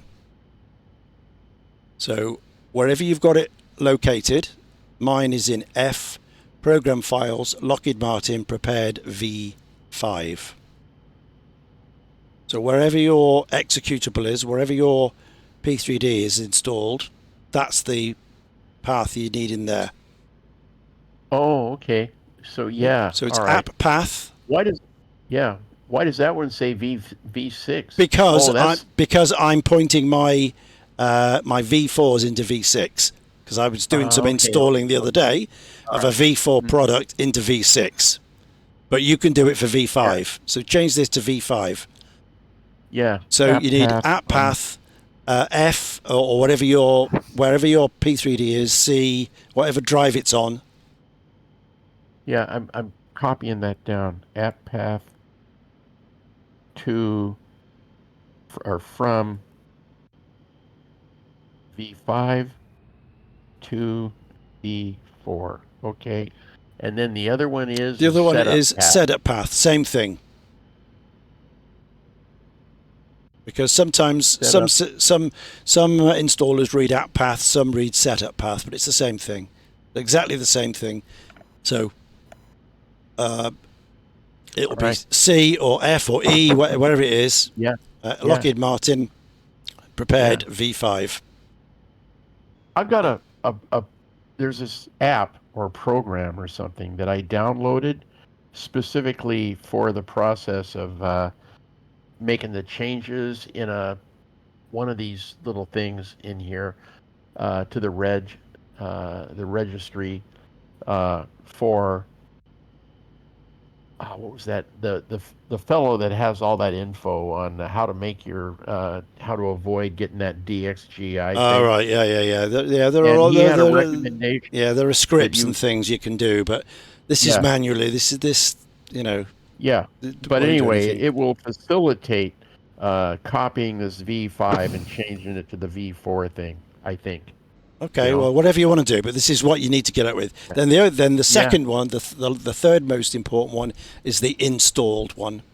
So installed has to read all those zeros and then 1, and that tells Lockheed Martin, the installer, that you've got V5 installed. Those are the important 3: app path, setup path, and installed. The others you don't have to worry about too much. Okay. But that's what you need. And then obviously save it. But before you do anything, for God's sake, just make a copy of your reg edit, because this could screw everything up if you don't know what you're doing.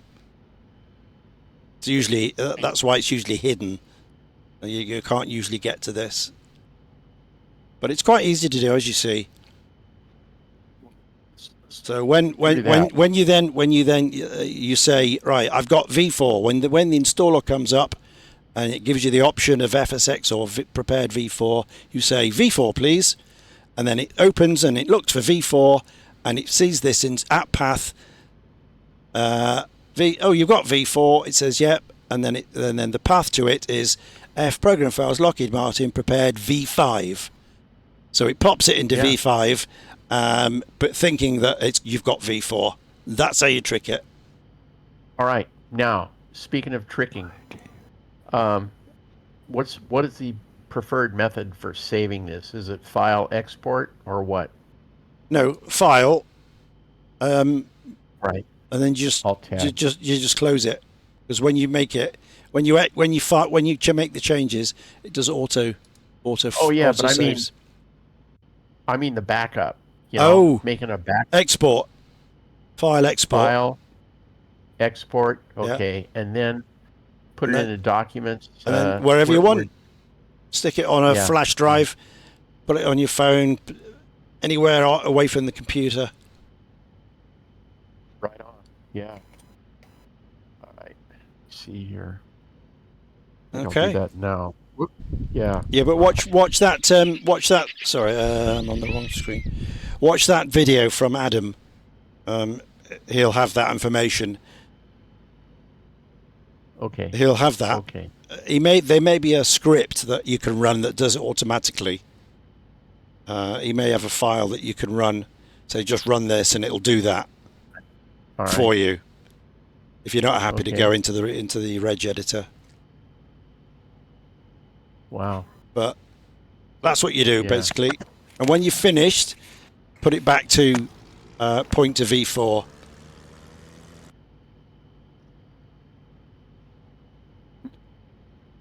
When I finish, once the thing gets loaded, when you've installed it, go back into your reg editor, and then go to that line. So V4 points to V4 and not V5. Oh, after you've done it, because any future stuff you go, that it might already have the installer available to it. So it's best to go back to, so 4 points to 4, 5 points to 5, 6 points to 6. After. And only change it when you need to. If you come up against a problem like that it can't install, then you go to your register, change V4 to V5, run the installer, get it installed, go back to the reg editor and put it back to where it was. I don't think any harm will come if you forget. Yeah, because I'm thinking if right now I don't have any P3Dv5 stuff. Okay, all I've got is P3Dv5. But I'm going to put in the P3Dv5 folder. Well, actually, I'm going to copy it and put it in there. So it says, so it has these things in it. Okay. Right now, I'm looking at mine, and all it has is it doesn't have all the things that you have in P3Dv5. No, you have to. I've got default license and setup path. Yep, that's it. Yep, you should have just the 3. You got to add the others. Okay, I know how to do that because I had to add things for that other thing that I did. Yeah. You have to add them. So there'll be new key string. But Adam, if you watch Adam's video, it'll show you exactly how to do it. Adam's video. Yeah. Watch Adam's video. Hold on. Adam. Watch Adam's video. What's sorry, man, I'm so clueless here. Video. YouTube. Yeah. So Adam, where is he? I mean, just a minute. You've already found him. You said you've already found him. Oh, that's Adam? Yeah.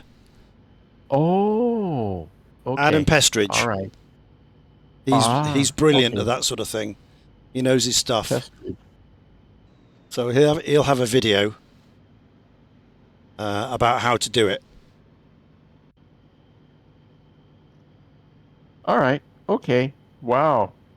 Yeah. Well, I think what I'll work on first here is getting my file sharing thing working. Okay. Yeah, whatever. Yeah. Whatever. But there it is. Yeah, it's easy to do. You've seen it. I've done it. It's quite easy to do. Oh yeah. Just those Wow. lines of code, and it just tricks the installer to thinking you've got V4 installed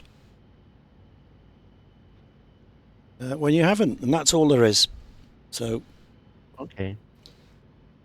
Yeah. Looks easy. yeah, it is. It is. It's very easy. Yeah. Yeah. You know. Also easy to screw up though. Yes, it is. Yeah. Yeah. It's very easy. Yeah. When anything in the editor, in the reg edit, can be catastrophic for the simulator and for your PC. Yeah. So Yeah. be And really, I don't really wanna- careful when you go in that. Yeah. So, but if you follow say it, worst. you know, Yeah. it'll be fine. All right. Say worst case scenario. All right. Say like, I mean, I just totally screw up my registry. When you start your computer, how do you get it back? I mean, what's the easiest way? What's the correct way? Emergency procedure? I don't know, because I've never had that issue. I mean, you should be able to well, import it again. But if you get that far, Yeah. if you get into Well, that's the Windows, deal. if you get into Windows, Yeah. you should be able to import it. Get into Windows and then import it. Yeah. Maybe start Windows in safe mode or something. I don't know, mate. I mean, I I don't know. Okay. But all you right. shouldn't, as long as you just follow those lines, don't go into Yeah. any other folder. Just go No. into the P3D one Yeah. and make those 5 lines. So you've seen Okay. on my screen. So as long as you've got that, Yeah. and tell it where to go, and Yeah. then get out of it, and that'll be fine. Oh, don't worry. Everything will just be fine. Oh, excellent. Hey, what's the worst that can happen? Definitely. Well, right? Worst thing Yeah, that happen is okay. you'll have to reinstall Windows and everything. Buy a new computer. No. Oh, yeah. Okay. No, you won't have to do that. Just reinstall Windows and start Yeah. again. Because you brick Yeah. you brick the PC. But That would be a drag. yeah, but you won't do that. You'll be fine. No, I won't do that. Yeah, good. Because right now this thing is all peaked and tweaked, Yeah. for like Yeah. optimal performance. I would hate to just like turn it into plain vanilla, not optimized. Yeah, you indeed, know? indeed. You wouldn't want to do that. You wouldn't want to do that. No, that would be a drag. But yeah, I mean, Right. and if you're not confident, just don't do it. Just find Yeah. proper V5 installers. Yeah. But then you won't be able to have the Albatros if you do that. And as you see, Well, it's, it isn't the Albatros that I want. It's the get that Duke. all right, the Duke, yeah. Yeah. Yeah, but Yeah. the same process then will apply to any V5 aircraft, V4 aircraft. Cool, man. Yeah. So once you've got it, Which, yeah, but I think that's what some folks were doing to get the A2A aircraft to work in V6. yeah, that's what we do. Yeah, You make a P3Dv5 folder, yeah, but you point it Point it to towards 6. V6. yeah. As you saw on my screen, That's screen what you just then. had. Yep. And So- that was what you used to get your Yep. P3Dv V4 aircraft in V4 there. aircraft. Yeah. Why couldn't you use a P3Dv5 aircraft? Oh, because it would automatically go into P3Dv5. V5, huh? yeah. You see, I Yeah, don't. okay. If I didn't have V5, or I didn't care about it, then yes, I could Yeah. do that and strip it out and put them all in 6. But I do not want to mess up with my V5 because it's running Yeah. beautifully and they're all installed Yeah. and working well. So Right. I don't want anything to mess up my V5. So I Yeah, use the I hear ya. V4 installer to go to 6. So it Yeah. doesn't go anywhere near 5. Yeah. All right. And that's what I that do. Makes sense. Yeah, so Yeah. they're all in there now. All of them are working in V6. Man. Wow. All right. Man, what a deal! What a deal! Yeah, and that's down to developers, not developing for V6, abandoning us basically. Yeah. Not doing proper installers. Yeah, doggone, man. So I could theoretically use this for getting my P3Dv5 aircraft working in V6. If you bought V6, yeah, of course you could. Same technique, exactly the same. I mean, but you have done this, I have. right? Yeah. Why aren't you flying in V6 all the time? Because some of the all the Orbex stuff is not available. So Oh, wait a minute. I thought it was. no. No? You can get base. I think you can get Europe LC, and that's about it. None of the regions are available. None of the airports are available. None of the other packages are available. Trick it the way that you trick. No, that works for aircraft. That works. No, that works for anything that has an installer, a proper V4 installer. All right. The scenery is a different kettle. It doesn't go anywhere near, the registry side of it. It's a totally different thing. If Orbix was to go full on V6, then I could use this technique here. Yeah. And set that up. Yeah. Put in a V4 thing, and set it to go to from V4 to V6. No. Yeah. So you get your aircraft in. Yeah. Yeah. Okay. Yeah. All right. Cool, man. But, hey, thank you. No worries. Yeah. Oh gosh. Yeah. No worries.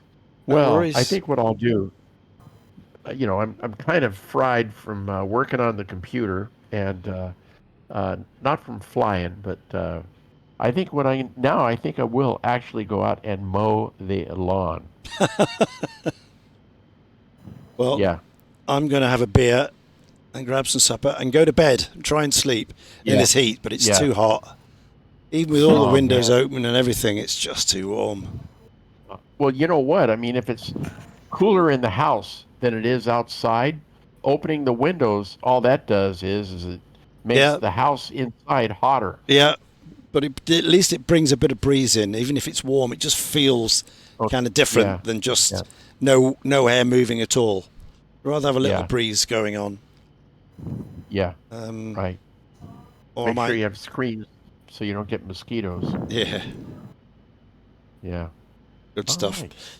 Right. Well, hey, cool. There we are. Right, Thank so you. we'll see you Sunday, isn't it? Sunday. Sunday. And we'll do some more. And everybody on the stream, I'll be around tomorrow doing some flying. I don't know what in. But we'll take something out. Maybe a Stearman or something. But, somebody's got a Duke sitting there. Ratty posted. It's like a Duke. It is. Yeah. Is like you have flown it? Yep. Is it the prop or a piston or piston? Turbine? Piston. All right. How do you like it? I love it. It's an amazing airplane.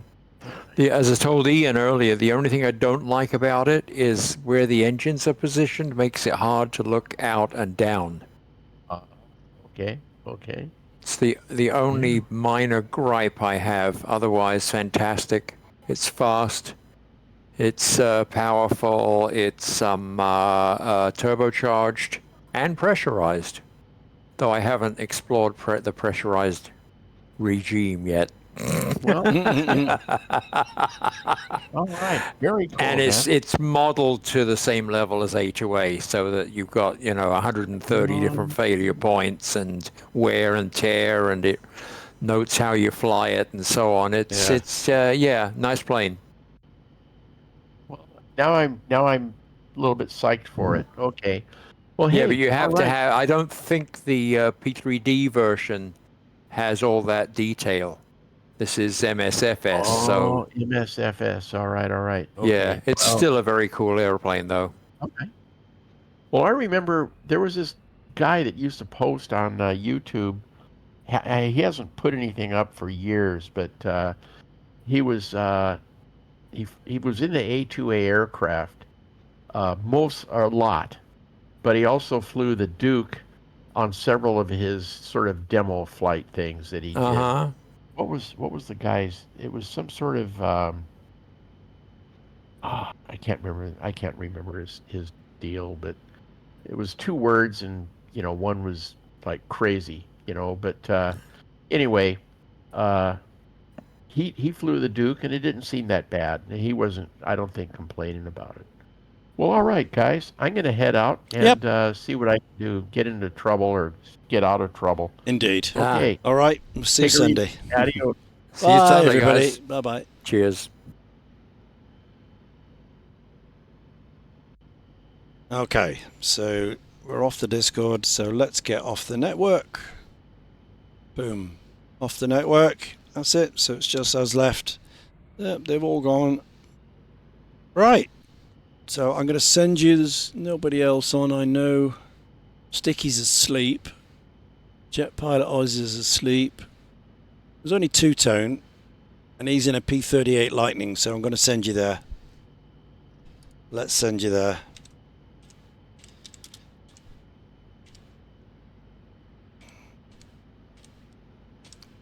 Two-tone Murphy. Say hello to two-tone, and we'll see everyone tomorrow. Bye-bye.